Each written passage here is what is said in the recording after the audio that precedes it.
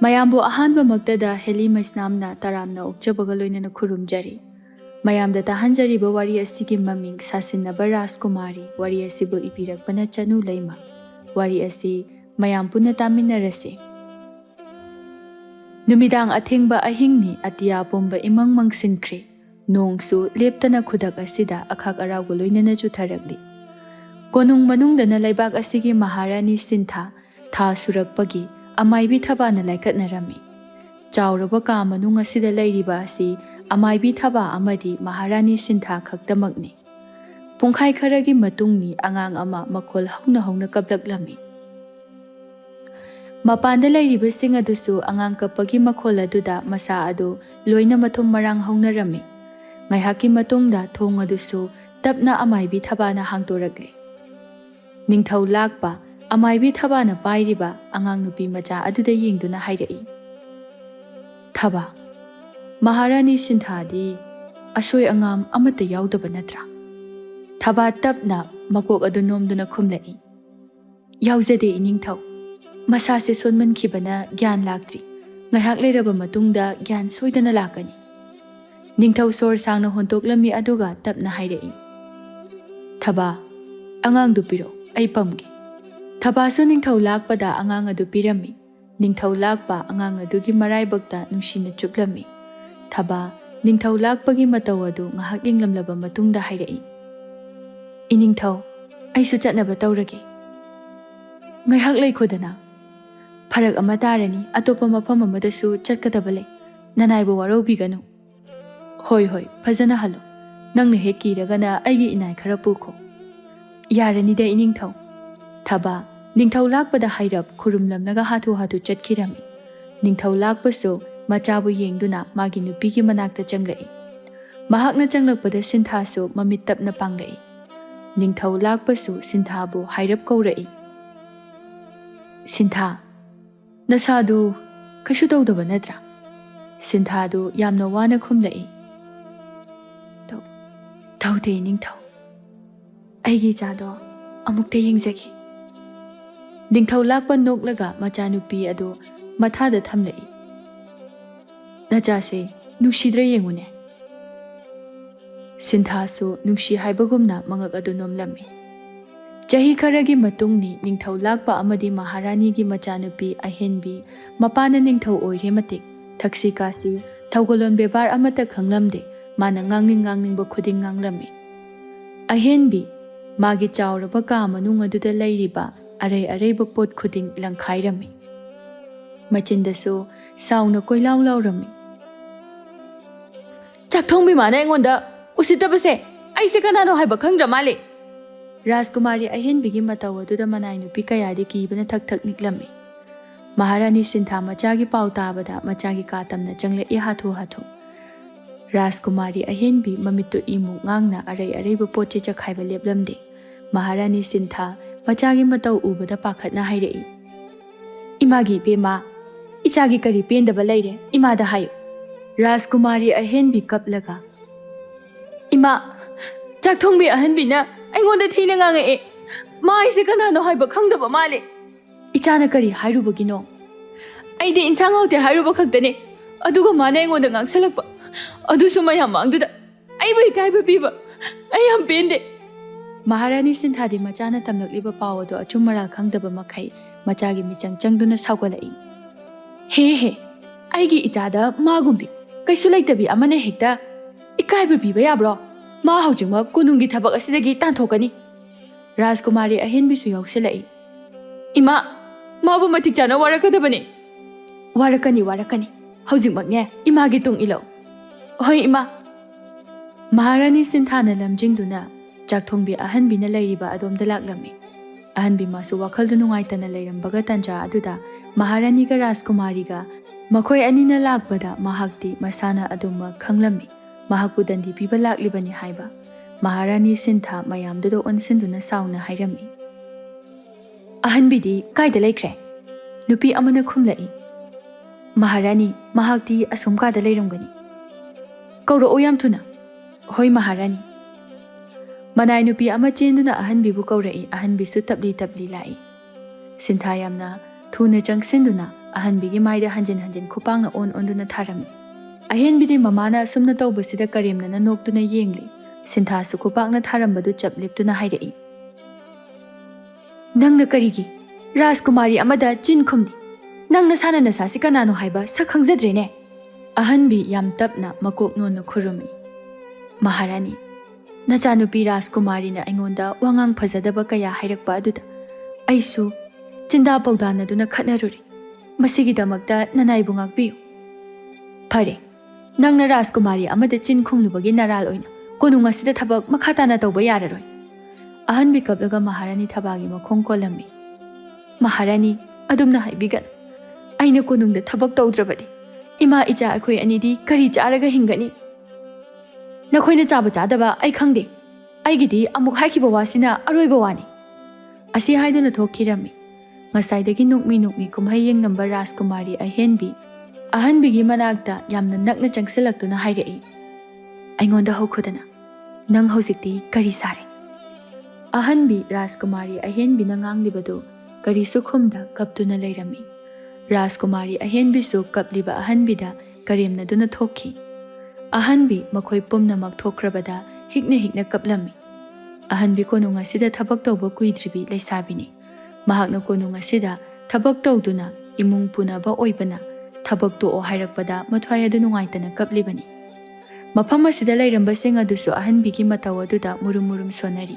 Khara amana nungaite haibasu yauri khara amana kalak penna Rajkumari amada machin khumlubagi mahaini hainari. Pumnamak ngangnaribasing adu ahanbigi nakongda changkhidre. Ahanbi kappa yaba kaplaba matungda haugatuna thokkirami. Anganba ayuk aduda konung adu irang langlami. Makhoi masel onsinaduna warisu sanaba lepte.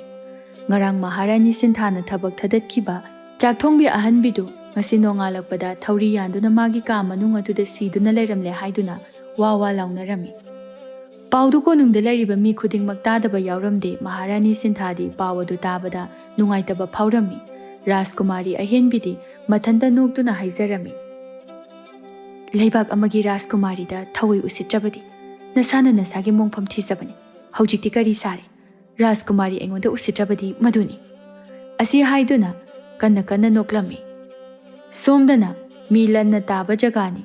Mafam adu ching pat turelso manak adwaida leire. Mafam adu hek yengba matamda wakhal adu ingthahanba amadi phawhalli.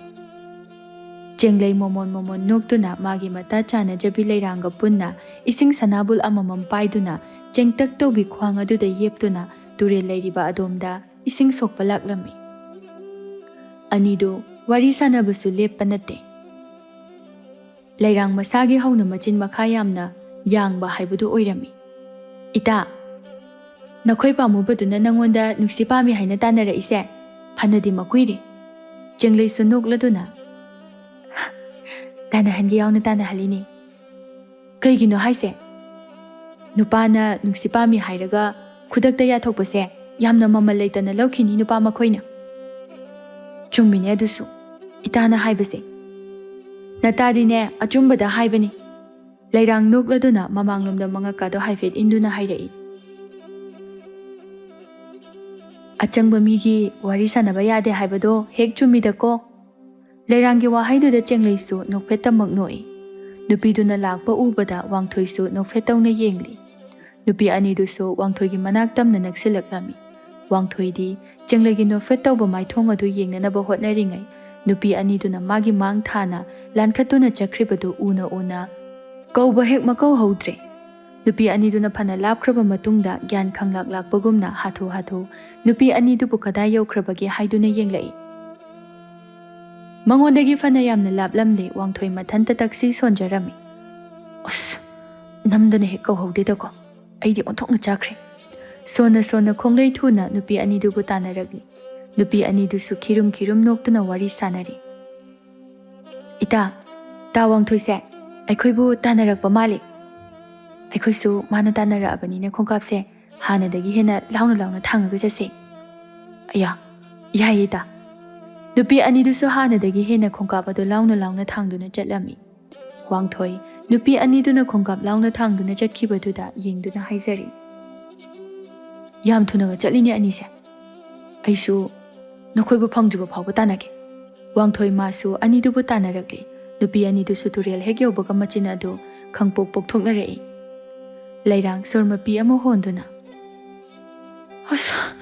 ꯑꯁ ꯋꯥꯕꯁꯤꯕꯨ ꯍꯧꯅꯕ꯭ꯔꯣ ꯏꯁꯥꯒ ꯂꯣꯏ ꯆꯣꯛꯊꯔꯦ ꯏꯇꯥ ꯅꯪꯁꯨ ꯑꯋꯥꯕ ꯑꯣꯟꯊꯣꯛꯅ ꯈꯪꯈ꯭ꯔꯦ ꯈꯪꯗꯗꯤ ꯀꯩꯅꯣ ꯑꯁꯨꯛ ꯀꯟꯅ ꯆꯠꯂꯛꯏꯁꯤꯗꯤ ꯅꯪꯗꯤ ꯅꯪꯒꯤ ꯄꯥꯝꯃꯨꯕꯅ ꯇꯥꯟꯅꯔꯛꯑꯦ ꯈꯟꯕꯗ ꯋꯥꯕꯒ ꯑꯝꯇ ꯐꯥꯎꯔꯝꯃꯔꯣꯏ ꯍꯥꯏꯒꯨꯝꯕꯗꯅ ꯏꯇꯥ ꯋꯥꯕꯒ ꯑꯝꯇ ꯐꯥꯎꯗꯤ ꯁꯤꯕꯨ ꯀꯔꯝ ꯇꯧꯔꯤꯅꯣꯕ ꯐꯥꯎꯔꯣꯏ ꯅꯣꯏꯒꯤ ꯄꯥꯝꯃꯨꯕ ꯃꯥꯒꯤ ꯆꯦꯡꯂꯧ ꯁꯛꯇꯝ ꯎꯕꯗꯅꯦ ꯀꯔꯤꯝꯇ ꯐꯥꯎꯔꯣꯏ ꯍꯩꯃꯥ ꯏꯇꯥ ꯅꯪꯁꯨ ꯌꯥꯝꯅ ꯈꯠꯃꯜꯂꯤꯗ ꯁꯤꯕꯨ ꯈꯠꯃꯟꯕ ꯀꯧꯕ꯭ꯔꯣ ꯑꯩꯗꯤ ꯑꯁꯦꯡ ꯑꯁꯦꯡꯕ ꯍꯥꯏꯖꯕꯅꯤ ꯑꯅꯤꯗꯨꯅ ꯉꯥꯡꯅꯔꯤꯉꯩ ꯇꯥꯟꯖꯥꯗꯨꯗ ꯋꯥꯡꯊꯣꯏꯁꯨ ꯑꯅꯤꯗꯨꯒꯤ ꯅꯥꯛꯇ ꯆꯪꯁꯤꯜꯂꯛꯇꯨꯅ ꯍꯥꯏꯔꯛꯏ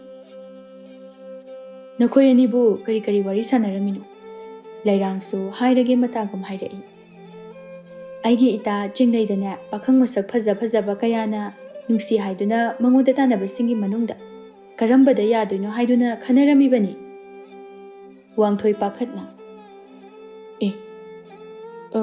ꯃꯈꯣꯏꯗꯒ ꯌꯥꯕ ꯌꯥꯔꯣꯏꯀꯣ ꯆꯤꯡꯂꯩ ꯑꯩꯅ ꯅꯪ ꯇꯥꯟꯅꯔꯛꯏꯁꯦ ꯉꯁꯤ ꯉꯔꯥꯡꯇ ꯅꯠꯇꯦ ꯆꯤꯡꯂꯩ ꯅꯣꯛꯂꯒ ꯇꯥꯋꯥꯡꯊꯣꯏ ꯃꯈꯣꯏꯁꯨꯅꯦ ꯇꯥꯋꯥꯡꯊꯣꯏꯒꯤ ꯑꯗꯨꯒꯨꯝꯅ ꯍꯥꯏꯔꯤꯕ ꯃꯈꯣꯏꯒ ꯑꯩꯒ ꯃꯥꯟꯅꯕ ꯌꯥꯄꯣꯠꯇꯦ ꯑꯩꯗꯤ ꯅꯪꯕꯨ ꯊꯃꯣꯏ ꯁꯦꯡꯅ ꯅꯨꯡꯁꯤ ꯍꯥꯏꯗꯨꯅ ꯅꯐꯝꯗ ꯍꯟꯖꯤꯟ ꯍꯟꯖꯤꯟ ꯍꯥꯏꯖꯔꯤꯕꯁꯤꯅꯤ ꯃꯁꯤꯗ ꯅꯪꯅ ꯌꯥꯕꯤꯗꯕ ꯈꯛꯇꯅꯤ ꯋꯥꯡꯊꯣꯏꯒꯤ ꯋꯥꯍꯩꯗꯨꯗ ꯂꯩꯔꯥꯡꯅ ꯑꯣꯏꯅ ꯄꯥꯎꯈꯨꯝ ꯄꯤꯔꯛꯏ ꯇꯥꯋꯥꯡꯊꯣꯏ ꯉꯥꯏꯕꯨ ꯉꯥꯏꯔꯕꯗꯤ ꯐꯪꯗꯕ ꯂꯩꯇꯕꯅꯤ ꯉꯥꯏꯕꯗ ꯀꯜꯂꯣ ꯅꯠꯇ꯭ꯔꯅꯤ ꯏꯇꯥ ꯆꯤꯡꯂꯩ ꯆꯤꯡꯂꯩꯁꯨ ꯅꯣꯛꯂꯒ ꯃꯥꯅꯦ ꯏꯇꯥ ꯂꯩꯔꯥꯡ ꯑꯁꯤ ꯍꯥꯏꯗꯨꯅ ꯅꯨꯄꯤ ꯑꯅꯤꯗꯨ ꯇꯨꯔꯦꯜ ꯂꯩꯔꯥꯏ ꯑꯗꯨꯗ ꯀꯨꯝꯊꯈ꯭ꯔꯦ ꯋꯥꯡꯊꯣꯏ ꯃꯥꯗꯤ ꯆꯤꯡꯂꯩꯒꯤ ꯃꯤꯅꯣꯛ ꯑꯁꯤꯗꯅꯤ ꯃꯍꯥꯛꯅ ꯂꯦꯡꯕ ꯈꯣꯠꯄ ꯉꯝꯗꯅ ꯑꯁꯥꯕ ꯃꯨꯔꯇꯤ ꯑꯃꯒꯨꯝ ꯆꯞ ꯆꯞ ꯂꯦꯞꯇꯨꯅ ꯂꯩꯍꯧꯔꯤꯕ ꯉꯁꯤꯁꯨ ꯑꯗꯨ ꯃꯉꯥꯏ ꯆꯤꯡꯂꯩ ꯃꯥꯒꯤ ꯃꯤꯅꯣꯛ ꯑꯗꯨ ꯎꯔꯨꯕꯗ ꯉꯥꯎꯔꯒ ꯇꯥꯍꯧꯔꯦ ꯂꯩꯔꯥꯡ ꯏꯁꯤꯡ ꯁꯣꯛꯅ ꯁꯣꯛꯅ ꯍꯥꯏꯔꯝꯃꯤ ꯏꯇꯥ ꯆꯤꯡꯂꯩ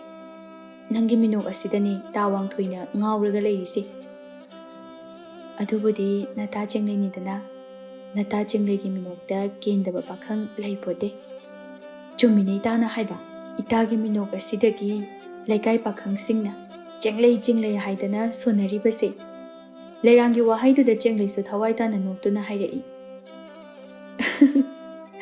ꯏꯇꯥꯅ ꯍꯦꯛ ꯍꯥꯏꯗꯣꯔꯛꯄꯁꯤꯃ ꯏꯁꯤꯡꯗꯣ ꯑꯃꯨꯛ ꯁꯣꯛꯀꯠꯂꯛꯇꯨꯅ ꯑꯅꯤ ꯑꯗꯨ ꯋꯥꯡꯊꯣꯏꯒꯤ ꯃꯅꯥꯛꯇꯝꯅ ꯐꯥꯎꯔꯒ ꯂꯥꯛꯂꯝꯃꯤ ꯂꯩꯔꯥꯡ ꯋꯥꯡꯊꯣꯏꯗ ꯅꯣꯛꯂꯗꯨꯅ ꯍꯥꯏꯔꯝꯃꯤ ꯇꯥꯋꯥꯡꯊꯣꯏ ꯈꯔ ꯉꯥꯎꯔꯗꯤ ꯌꯥꯔꯦꯀꯣ ꯑꯩꯈꯣꯏꯁꯨ ꯆꯠꯂꯒꯦ ꯋꯥꯍꯩꯗꯣ ꯍꯥꯏꯗꯨꯅ ꯑꯅꯤꯗꯨ ꯄꯨꯟꯅ ꯅꯣꯛꯃꯤꯟꯅꯔꯝꯃꯤ ꯋꯥꯡꯊꯣꯏ ꯃꯥꯗꯤ ꯏꯀꯥꯏꯅ ꯃꯀꯣꯛ ꯑꯗꯨ ꯄꯥꯏꯗꯨꯅ ꯅꯣꯛꯃꯤ ꯂꯩꯔꯝꯃꯤ ꯆꯤꯡꯂꯩ ꯋꯥꯡꯊꯣꯏꯒꯤ ꯃꯃꯤꯠꯇ ꯍꯥꯏꯐꯦꯠ ꯌꯦꯡꯂꯝꯗꯨꯅ ꯂꯩꯔꯥꯡꯒ ꯄꯨꯟꯅ ꯆꯠꯈꯤ ꯋꯥꯡꯊꯣꯏꯁꯨ ꯍꯟꯗꯛꯇꯤ ꯅꯨꯄꯤ ꯑꯅꯤ ꯑꯗꯨꯕꯨ ꯇꯥꯟꯅꯔꯨꯗ꯭ꯔꯦ ꯃꯥꯒꯤ ꯊꯣꯛꯄ ꯑꯃ ꯆꯠꯂꯝꯃꯤ ꯆꯤꯡꯂꯩ ꯃꯌꯨꯝ ꯌꯧꯔꯗꯨꯅ ꯏꯁꯤꯡ ꯁꯅꯥꯕꯨꯜ ꯑꯗꯨ ꯄꯨꯁꯤꯜꯂꯛꯇꯨꯅ ꯆꯪꯂꯛꯂꯝꯃꯤ ꯃꯍꯥꯛꯅ ꯆꯪꯂꯛꯄꯗ ꯃꯃꯥ ꯊꯕꯥꯁꯨ ꯃꯆꯥꯕꯨ ꯌꯦꯡꯗꯨꯅ ꯍꯥꯏꯔꯛꯏ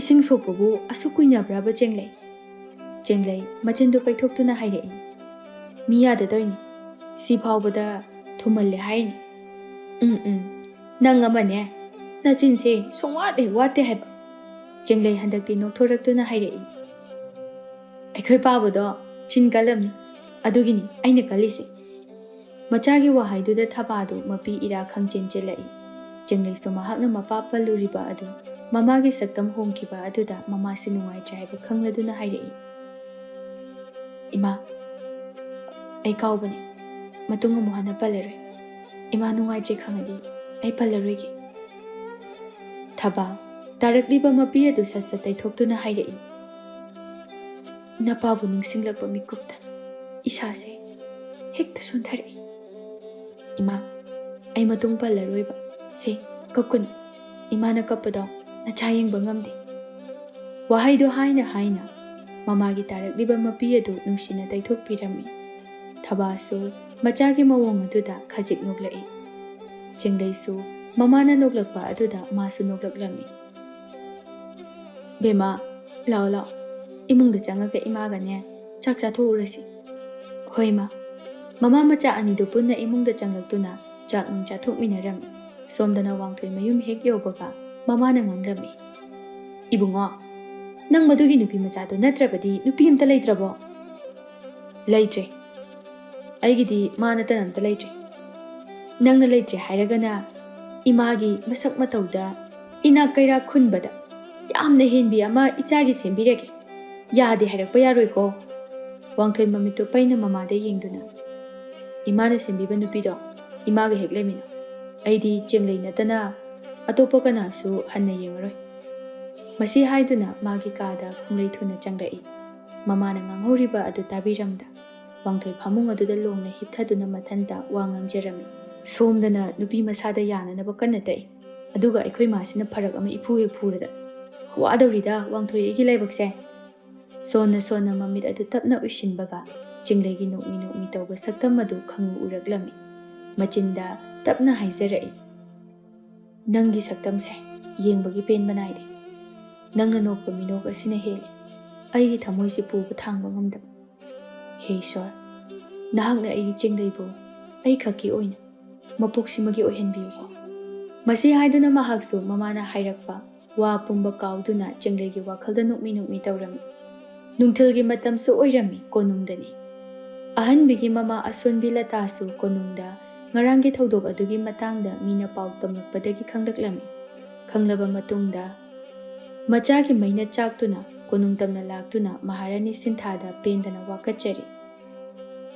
ꯑꯩꯒꯤ ꯏꯆꯥꯅ ꯅꯈꯣꯏꯗ ꯀꯔꯤ ꯂꯥꯟꯈ꯭ꯔꯕꯒꯦ ꯏꯆꯥꯕꯨ ꯅꯈꯣꯏ ꯃꯌꯥꯝ ꯆꯪꯗꯨꯅ ꯍꯥꯠꯄꯅꯦ ꯑꯁꯤ ꯍꯥꯏꯗꯨꯅ ꯍꯤꯛꯅ ꯀꯞꯂꯛꯏ ꯃꯍꯥꯔꯥꯅꯤ ꯁꯤꯟꯊꯥꯗꯤ ꯅꯨꯄꯤꯗꯨꯒꯤ ꯋꯥꯍꯩꯗꯨꯗ ꯁꯥꯎꯅ ꯈꯨꯝꯂꯛꯏ ꯅꯍꯥꯛꯀꯤ ꯅꯆꯥꯅꯨꯄꯤꯗꯣ ꯑꯩꯈꯣꯏꯅ ꯍꯥꯠꯄꯅꯤ ꯍꯥꯏꯔꯒ ꯂꯩꯕꯥꯛ ꯑꯁꯤꯒꯤ ꯃꯤꯌꯥꯝꯗ ꯑꯩꯈꯣꯏꯕꯨ ꯕꯗꯅꯥꯝ ꯄꯤꯒꯦ ꯈꯟꯕ ꯅꯠꯇ꯭ꯔꯣ ꯅꯆꯥ ꯑꯗꯨꯕꯨ ꯑꯩꯈꯣꯏꯅ ꯁꯤꯍꯟꯕ꯭ꯔꯣ ꯂꯇꯥ ꯁꯥꯎꯅ ꯄꯥꯎꯈꯨꯝ ꯄꯤꯔꯛꯂꯤ ꯂꯩꯕꯥꯛ ꯑꯁꯤꯒꯤ ꯃꯍꯥꯔꯥꯅꯤ ꯑꯃ ꯑꯣꯏꯅ ꯃꯤꯆꯪ ꯃꯤꯈꯥꯏ ꯅꯥꯏꯗꯨꯅ ꯑꯩꯒꯤ ꯏꯆꯥꯅ ꯔꯥꯖꯀꯨꯃꯥꯔꯤꯗ ꯆꯤꯟ ꯈꯨꯝꯂꯨꯏ ꯍꯥꯏꯕꯒꯤꯗꯃꯛꯇ ꯏꯆꯥꯕꯨ ꯀꯔꯤꯒꯤ ꯅꯪꯅ ꯃꯌꯥꯝ ꯃꯃꯥꯡꯗ ꯏꯀꯥꯏꯕ ꯄꯤꯔꯤ ꯃꯍꯥꯔꯥꯅꯤ ꯑꯃ ꯑꯣꯏꯔꯕꯗꯤ ꯀꯅꯥꯅ ꯆꯨꯝꯃꯤ ꯀꯅꯥꯅ ꯂꯥꯜꯂꯤ ꯍꯥꯏꯅ ꯊꯤꯗꯣꯛꯐꯝ ꯊꯣꯛꯇꯕ꯭ꯔꯥ ꯅꯆꯥꯅ ꯂꯥꯜꯂꯤ ꯍꯥꯏꯕ ꯈꯪꯗꯨꯅ ꯑꯩꯅ ꯃꯥꯕꯨ ꯀꯣꯅꯨꯡ ꯑꯁꯤꯗꯒꯤ ꯇꯥꯟꯊꯣꯛꯈꯤꯕꯅꯤ ꯃꯁꯤꯗ ꯅꯆꯥ ꯑꯁꯤꯅ ꯃꯊꯟꯇ ꯁꯤꯖꯈ꯭ꯔꯦ ꯑꯗꯨꯒ ꯀꯣꯅꯨꯡ ꯑꯁꯤꯕꯨ ꯕꯗꯅꯥꯝ ꯄꯤꯒꯦ ꯍꯥꯏꯕꯗꯨꯗꯤ ꯈꯟꯒꯅꯨ ꯂꯇꯥ ꯁꯥꯎꯅ ꯃꯍꯥꯔꯥꯅꯤ ꯁꯤꯟꯊꯥꯕꯨ ꯐꯨꯔꯒꯦ ꯃꯇꯥꯒꯨꯝꯅ ꯆꯦꯟꯁꯤꯜꯂꯛꯏ ꯃꯇꯧ ꯑꯗꯨ ꯎꯕꯗ ꯃꯐꯝ ꯑꯗꯨꯗ ꯂꯩꯔꯝꯕ ꯂꯥꯟꯃꯤꯁꯤꯡ ꯑꯗꯨꯅ ꯂꯇꯥꯕꯨ ꯈꯥꯝꯂꯝꯃꯤ ꯃꯍꯥꯔꯥꯅꯤ ꯁꯤꯟꯊꯥꯗꯤ ꯍꯦꯟꯅ ꯁꯥꯎꯕꯅ ꯃꯩ ꯍꯧꯔꯤ ꯀꯅꯥ ꯂꯩ ꯅꯨꯄꯤ ꯑꯁꯦ ꯀꯣꯅꯨꯡꯒꯤ ꯋꯥꯡꯃꯂꯥꯅ ꯆꯤꯡꯊꯣꯛꯇꯨꯅ ꯄꯨꯊꯣꯛꯈꯣ ꯍꯥꯏꯕꯒ ꯇꯧꯕꯒ ꯂꯥꯟꯃꯤꯁꯤꯡ ꯑꯗꯨꯅ ꯂꯇꯥꯕꯨ ꯃꯈꯨꯠ ꯁꯒꯟ ꯑꯗꯨ ꯄꯥꯏꯗꯨꯅ ꯆꯤꯡꯗꯨꯅ ꯄꯨꯊꯣꯛꯈꯤ ꯂꯇꯥꯁꯨ ꯀꯟꯅ ꯂꯥꯎꯔꯝꯃꯤ ꯑꯩꯕꯨ ꯊꯥꯗꯣꯛꯑꯣ ꯀꯔꯤꯒꯤꯅꯣ ꯅꯈꯣꯏꯅ ꯑꯩꯕꯨ ꯐꯥꯔꯤꯕ ꯑꯩꯕꯨ ꯊꯥꯗꯣꯛꯑꯣ ꯂꯇꯥꯅ ꯍꯥꯏꯖꯕ ꯋꯥ ꯀꯅꯥꯅꯁꯨ ꯇꯥꯕꯤꯈꯤꯗ꯭ꯔꯦ ꯑꯗꯨꯃꯛ ꯀꯣꯅꯨꯡꯒꯤ ꯋꯥꯡꯃꯂꯥꯅ ꯄꯨꯊꯣꯛꯈ꯭ꯔꯦ ꯃꯍꯥꯔꯥꯅꯤ ꯁꯤꯟꯊꯥ ꯃꯊꯟꯇ ꯁꯥꯎꯅ ꯃꯨꯔꯨꯝ ꯁꯣꯜꯂꯤ ꯃꯆꯥꯅꯨꯄꯤ ꯑꯁꯤꯅ ꯁꯤꯔꯤꯕꯁꯦ ꯃꯇꯤꯛ ꯍꯦꯛ ꯆꯥꯏ ꯑꯁꯨꯝꯅ ꯂꯩꯔꯤꯉꯩ ꯇꯥꯟꯖꯥꯗꯨꯗ ꯅꯤꯡꯊꯧ ꯂꯥꯛꯄꯁꯨ ꯃꯍꯥꯛꯀꯤ ꯅꯨꯄꯤꯒꯤ ꯅꯥꯛꯇ ꯅꯛꯅ ꯆꯪꯁꯤꯜꯂꯛꯇꯨꯅ ꯍꯥꯏꯔꯛꯏ ꯁꯤꯟꯊꯥ ꯀꯔꯤꯅꯣ ꯀꯣꯅꯨꯡ ꯑꯁꯤꯗ ꯊꯣꯛꯂꯤꯕ ꯊꯧꯗꯣꯛꯁꯤꯡ ꯑꯁꯤ ꯁꯤꯟꯊꯥꯁꯨ ꯅꯤꯡꯊꯧ ꯂꯥꯛꯄꯗ ꯃꯀꯣꯛ ꯍꯥꯏꯔꯞ ꯅꯣꯟꯗꯨꯅ ꯈꯨꯝꯂꯛꯏ ꯏꯅꯤꯡꯊꯧ ꯀꯣꯅꯨꯡꯒꯤ ꯆꯥꯛꯊꯣꯡꯕꯤ ꯑꯍꯟꯕꯤꯗꯣ ꯃꯊꯟꯇ ꯊꯧꯔꯤ ꯌꯥꯟꯗꯨꯅ ꯁꯤꯗꯨꯅ ꯂꯩꯔꯝꯃꯤ ꯑꯗꯨꯒ ꯃꯍꯥꯛꯀꯤ ꯑꯄꯣꯛꯄꯤ ꯑꯗꯨꯅ ꯀꯣꯅꯨꯡ ꯑꯁꯤꯕꯨ ꯃꯤꯡꯆꯠ ꯊꯤꯅꯅꯕ ꯍꯣꯠꯅꯔꯤ ꯅꯤꯡꯊꯧ ꯂꯥꯛꯄꯗꯨ ꯃꯍꯥꯔꯥꯅꯤ ꯁꯤꯟꯊꯥꯗ ꯃꯃꯤꯠꯇꯨ ꯂꯨꯔꯞ ꯌꯦꯡꯗꯨꯅ ꯍꯥꯏꯔꯛꯏ ꯃꯗꯨꯒꯤ ꯃꯇꯨꯡꯗ ꯀꯔꯤ ꯊꯧꯗꯣꯛ ꯊꯣꯛꯈꯤ ꯑꯗꯨꯒ ꯅꯪꯅ ꯀꯔꯤꯒꯤ ꯑꯍꯟꯕꯤꯕꯨ ꯀꯣꯅꯨꯡꯗꯒꯤ ꯇꯥꯟꯊꯣꯛꯂꯤ ꯃꯍꯥꯔꯥꯅꯤ ꯁꯤꯟꯊꯥ ꯃꯥꯅ ꯑꯆꯨꯝ ꯁꯥꯗꯨꯅ ꯍꯥꯏꯔꯛꯏ ꯑꯍꯟꯕꯤꯅ ꯑꯩꯈꯣꯏ ꯑꯅꯤꯒꯤ ꯏꯆꯥ ꯔꯥꯖꯀꯨꯃꯥꯔꯤꯗ ꯃꯍꯥꯛꯅ ꯔꯥꯖꯀꯨꯃꯥꯔꯤ ꯑꯃꯗ ꯊꯝꯒꯗꯕ ꯕꯦꯚꯥꯔ ꯄꯨꯝꯅꯃꯛ ꯊꯑꯣꯏ ꯎꯁꯤꯠꯇꯅ ꯔꯥꯖꯀꯨꯃꯥꯔꯤ ꯑꯃꯕꯨ ꯏꯀꯥꯏꯕ ꯄꯤꯕꯒꯤꯗꯃꯛꯇ ꯑꯩꯅ ꯃꯍꯥꯛꯄꯨ ꯀꯣꯅꯨꯡ ꯑꯁꯤꯗꯒꯤ ꯇꯥꯟꯊꯣꯛꯈꯤꯕꯅꯤ ꯃꯁꯤꯒꯤꯗꯃꯛꯇ ꯅꯅꯥꯏꯕꯨ ꯉꯥꯛꯄꯤꯌꯨ ꯁꯤꯟꯊꯥ ꯅꯍꯥꯛꯅ ꯋꯥꯍꯩ ꯑꯃ ꯍꯥꯏꯗ꯭ꯔꯤꯉꯩꯗ ꯀꯅꯥꯅ ꯂꯥꯜꯂꯤ ꯀꯅꯥꯅ ꯆꯨꯝꯃꯤ ꯍꯥꯟꯅ ꯊꯤꯗꯣꯛ ꯃꯗꯨꯅ ꯀꯣꯅꯨꯡ ꯑꯁꯤꯒꯤ ꯃꯤꯡꯆꯠ ꯍꯦꯟꯅ ꯍꯦꯜꯂꯛꯀꯅꯤ ꯑꯗꯨꯒ ꯑꯩꯅ ꯈꯤꯇꯪ ꯍꯥꯏꯕꯗ ꯅꯪꯅ ꯍꯦꯟꯅ ꯋꯥꯈꯜ ꯇꯥꯔꯝꯒꯅꯤ ꯍꯥꯏꯅ ꯈꯜꯂꯤ ꯏꯅꯤꯡꯊꯧ ꯅꯅꯥꯏ ꯋꯥꯈꯜ ꯇꯥꯖꯩ ꯅꯅꯥꯏꯅ ꯁꯣꯏꯈꯤ ꯂꯥꯟꯈꯤꯕ ꯌꯥꯎꯔꯕꯁꯨ ꯏꯅꯤꯡꯊꯧꯅ ꯉꯥꯛꯄꯤꯌꯨ ꯐꯔꯦ ꯃꯇꯨꯡꯗꯗꯤ ꯑꯁꯤꯒꯨꯝꯕ ꯊꯧꯗꯣꯛ ꯑꯁꯦ ꯊꯣꯛꯍꯟꯗꯅꯕ ꯍꯣꯠꯅꯧ ꯋꯥꯍꯩꯗꯨ ꯍꯥꯏꯔꯝꯗꯨꯅ ꯅꯤꯡꯊꯧ ꯂꯥꯛꯄꯁꯨ ꯆꯠꯈꯤꯔꯝꯃꯤ ꯃꯍꯥꯔꯥꯅꯤ ꯁꯤꯟꯊꯥꯁꯨ ꯂꯦꯞꯇꯨꯅ ꯂꯩꯍꯧꯔꯤ ꯁꯣꯝꯗꯅ ꯆꯦꯡꯂꯩꯒ ꯂꯩꯔꯥꯡꯒ ꯁꯤꯡꯖꯨ ꯆꯥꯅ ꯀꯣꯅꯨꯡꯂꯣꯝꯗ ꯊꯣꯛꯂꯤꯕ ꯊꯧꯗꯣꯛꯇꯨꯒꯤ ꯃꯇꯥꯡꯗ ꯋꯥꯔꯤ ꯁꯥꯅꯔꯝꯃꯤ ꯆꯦꯡꯂꯩ ꯁꯥꯎꯅ ꯃꯆꯤꯟ ꯃꯆꯥ ꯑꯗꯨꯗ ꯃꯨꯔꯨꯝ ꯁꯣꯜꯂꯝꯃꯤ ꯀꯣꯅꯨꯡꯅꯦ ꯇꯧꯔꯤꯁꯦ ꯅꯣꯡꯃꯇ ꯑꯐ ꯅꯨꯡꯉꯥꯏꯒꯤ ꯄꯥꯎ ꯑꯝꯇ ꯇꯥꯗꯦ ꯀꯃꯥꯏꯅ ꯇꯧꯔꯤꯅꯣ ꯈꯪꯗꯦ ꯉꯁꯤ ꯑꯌꯨꯛꯅꯦ ꯆꯥꯛꯊꯣꯡꯕꯤ ꯅꯨꯄꯤ ꯑꯃ ꯁꯤꯔꯝꯂꯦ ꯍꯥꯏꯕꯗꯨꯁꯨꯅꯦ ꯃꯅꯨꯡꯗ ꯋꯥ ꯑꯃ ꯂꯩꯅꯕ ꯃꯥꯜꯂꯦ꯫ ꯂꯩꯅꯔꯝꯅꯤ ꯍꯧꯖꯤꯛꯇꯤꯅꯦ ꯑꯁꯤꯕ ꯃꯤ ꯈꯛꯇꯅ ꯃꯥꯡꯖꯩ ꯍꯥꯏꯕꯗꯨꯅꯤ꯫ ꯑꯗꯨꯅꯤ ꯑꯩꯗꯤ ꯀꯤꯕꯨ ꯀꯤꯔꯦ ꯍꯧꯖꯤꯛꯀꯤ ꯃꯇꯝꯗ ꯍꯤꯡꯗꯣꯏꯁꯦ꯫ ꯀꯤ ꯍꯥꯏꯗꯨꯅ ꯍꯤꯡꯗꯕꯗꯤ ꯌꯥꯗꯕꯅꯤꯅ ꯍꯤꯡꯕ ꯇꯥꯕꯅꯤ꯫ ꯑꯩꯈꯣꯏꯅ ꯂꯩꯔꯤꯕ ꯃꯐꯝ ꯑꯁꯦ ꯀꯣꯅꯨꯡꯗꯒꯤ ꯈꯔ ꯂꯥꯞꯅ ꯂꯩꯕꯅꯤꯅ ꯀꯣꯅꯨꯡꯒꯤ ꯄꯥꯎ ꯈꯔ ꯇꯥꯕ ꯅꯠꯇꯅ ꯑꯇꯣꯞꯄ ꯑꯍꯦꯟꯕ ꯀꯣꯅꯨꯡ ꯃꯅꯨꯡ ꯑꯁꯤꯗ ꯀꯔꯤ ꯇꯧꯅꯔꯤꯕꯅꯣ ꯍꯥꯏꯕꯗꯨꯗꯤ ꯈꯪꯕ ꯉꯝꯗꯦ꯫ ꯈꯪꯗꯕꯅ ꯍꯦꯟꯅ ꯐꯩꯗ ꯏꯇꯥ꯫ ꯍꯣ ꯈꯖꯤꯛ ꯈꯔꯥꯛꯇ ꯅꯠꯇꯦ ꯌꯥꯝ ꯐꯩ꯫ ꯑꯗꯨꯅ ꯑꯩꯗꯤꯅꯦ ꯁ꯭ꯋꯥꯏꯗ ꯑꯗꯨꯝ ꯌꯨꯝ ꯄꯥꯜꯂꯅꯤ꯫ ꯌꯨꯝ ꯄꯥꯟꯕꯒꯤ ꯋꯥꯈꯜꯒ ꯈꯟꯗꯅ ꯅꯨꯄꯥ ꯐꯥꯎ ꯀꯣꯏꯗꯕ ꯅꯪꯅ꯫ ꯍꯧꯖꯤꯛ ꯀꯣꯏꯅꯗ꯭ꯔꯁꯨ ꯀꯅꯥ ꯈꯪꯅꯤ ꯍꯦꯛ ꯀꯣꯏꯕꯒ ꯂꯨꯍꯣꯡꯕꯅ ꯍꯥꯜꯂꯗꯤ ꯇꯝꯕ ꯉꯝꯕ ꯅꯠꯇꯤꯌꯦ꯫ ꯋꯥꯈꯜꯒꯁꯨ ꯌꯥꯝ ꯐꯔꯤꯅꯤ ꯏꯇꯥꯗꯤ꯫ ꯈꯔꯁꯨ ꯐꯗ ꯌꯥꯗ꯭ꯔꯦ ꯏꯇꯥ꯫ ꯑꯁꯨꯝꯅ ꯑꯅꯤꯗꯨ ꯄꯨꯟꯅꯁꯨ ꯅꯣꯛꯃꯤꯟꯅꯔꯤ꯫ ꯅꯣꯛꯅ ꯂꯩꯔꯤꯉꯩꯗ ꯍꯥꯏꯔꯛꯏ ꯂꯩꯔꯥꯡꯅ, ꯏꯇꯥ ꯅꯪꯗꯤ ꯇꯥ ꯋꯥꯡꯊꯣꯏꯅ ꯐꯥꯗꯧ ꯀꯨꯏꯗ꯭ꯔꯕꯅꯤ꯫ ꯑꯁ ꯏꯇꯥ ꯑꯗꯨꯃꯥꯏ ꯍꯥꯏꯖꯜꯂꯛꯀꯅꯨꯀꯣ, ꯏꯁꯥꯁꯦ ꯄꯥꯈꯠꯂꯦ ꯍꯥꯏꯕ꯫ ꯅꯣꯏ ꯄꯥꯝꯃꯨꯕꯅ ꯐꯥꯅꯤ ꯈꯟꯕꯗ ꯍꯧꯖꯤꯛꯇꯒꯤ ꯍꯧꯅ ꯄꯥꯈꯠꯂꯕ꯭ꯔꯥꯕ?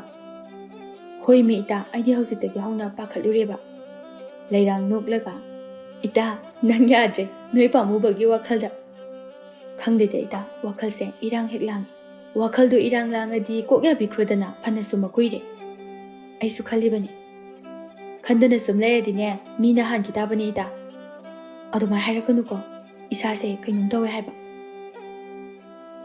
ꯀꯩꯗꯧꯔꯦ ꯍꯥꯏꯌꯨꯅꯦ ꯅꯇꯥ ꯑꯩꯁꯨ ꯑꯝꯇ ꯈꯪꯖꯒꯦ꯫ ꯈꯪꯗꯦ ꯃꯥꯅꯒ ꯑꯇꯣꯞꯄꯒꯤ ꯑꯣꯏꯈ꯭ꯔꯕꯗꯤꯅꯦ ꯑꯩꯁꯦ ꯋꯥꯍꯧꯒꯗꯕ ꯃꯥꯜꯂꯦ꯫ ꯍꯣ ꯑꯇꯣꯞꯄꯒꯤ ꯑꯣꯏꯈꯤꯗꯅꯕ ꯌꯥꯍꯧꯕꯅ ꯐꯅꯤꯀꯣ, ꯃꯗꯨ ꯅꯠꯇ꯭ꯔꯕꯗꯤ ꯅꯪ ꯀꯣꯟꯅ ꯅꯤꯡꯉꯝꯖꯔꯣꯏ꯫ ꯄꯪꯍꯥꯏ ꯍꯥꯏꯖꯜꯂꯛꯀꯅꯨꯀꯣ ꯃꯤꯅ ꯄꯥꯈꯠꯂꯤꯉꯩꯁꯤꯗ꯫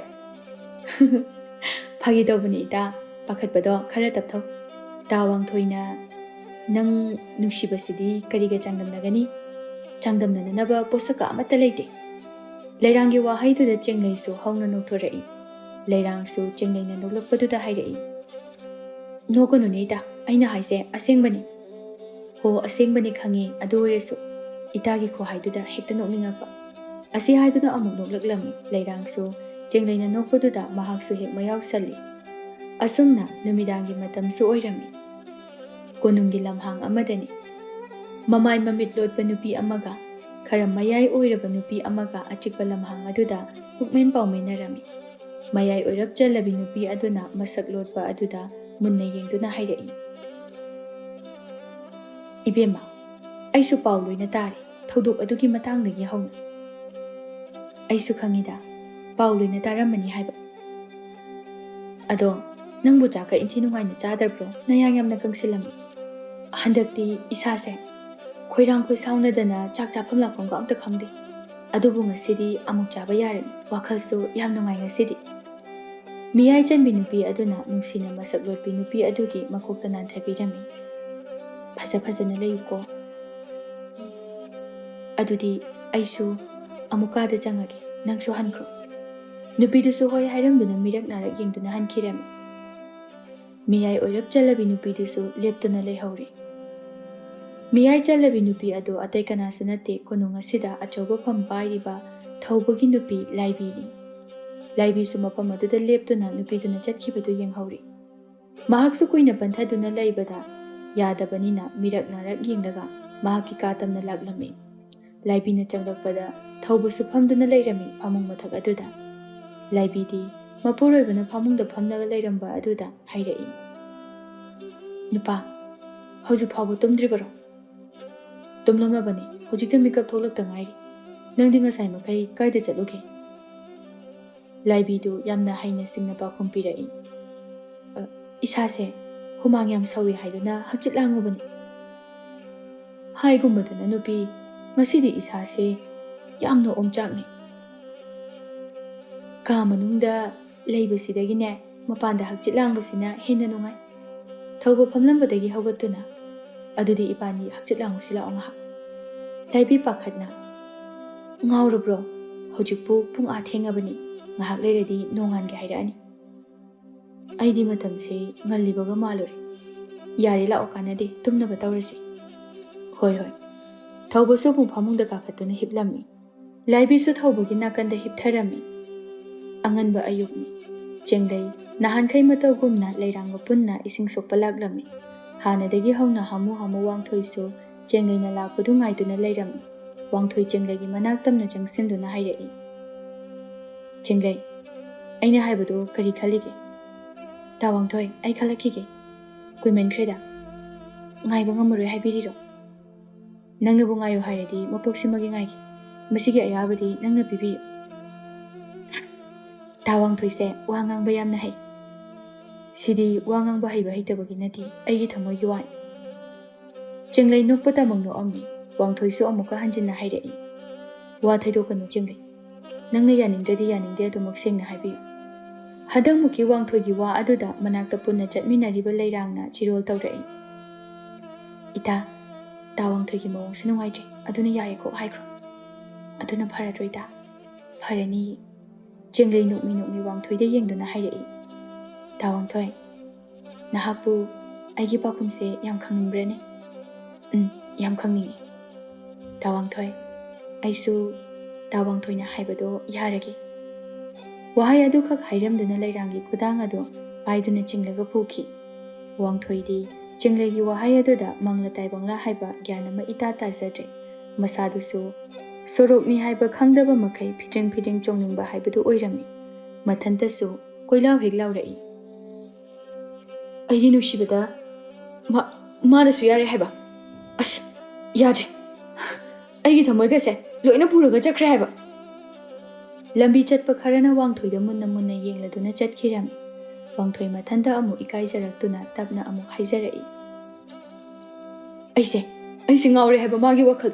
Kamai tawne? Tanaraga hekta aikhoyumda purasirane. Wadusu ngangna laptakna Chengleina chatlibadu yenglami. Yengna hairei. Sidi kanade hekta tanaruragi. Masi haiduna Chengleina chatlibadu phangnanaba hekta chenchat tawna laklami. Chenglei su chatna leirangda hairei. Ita, aidi ikaibana sidore haiba. Ikaibaduna ne kemta kanaba phangoi. Khangde, hojikakta yam ikairei.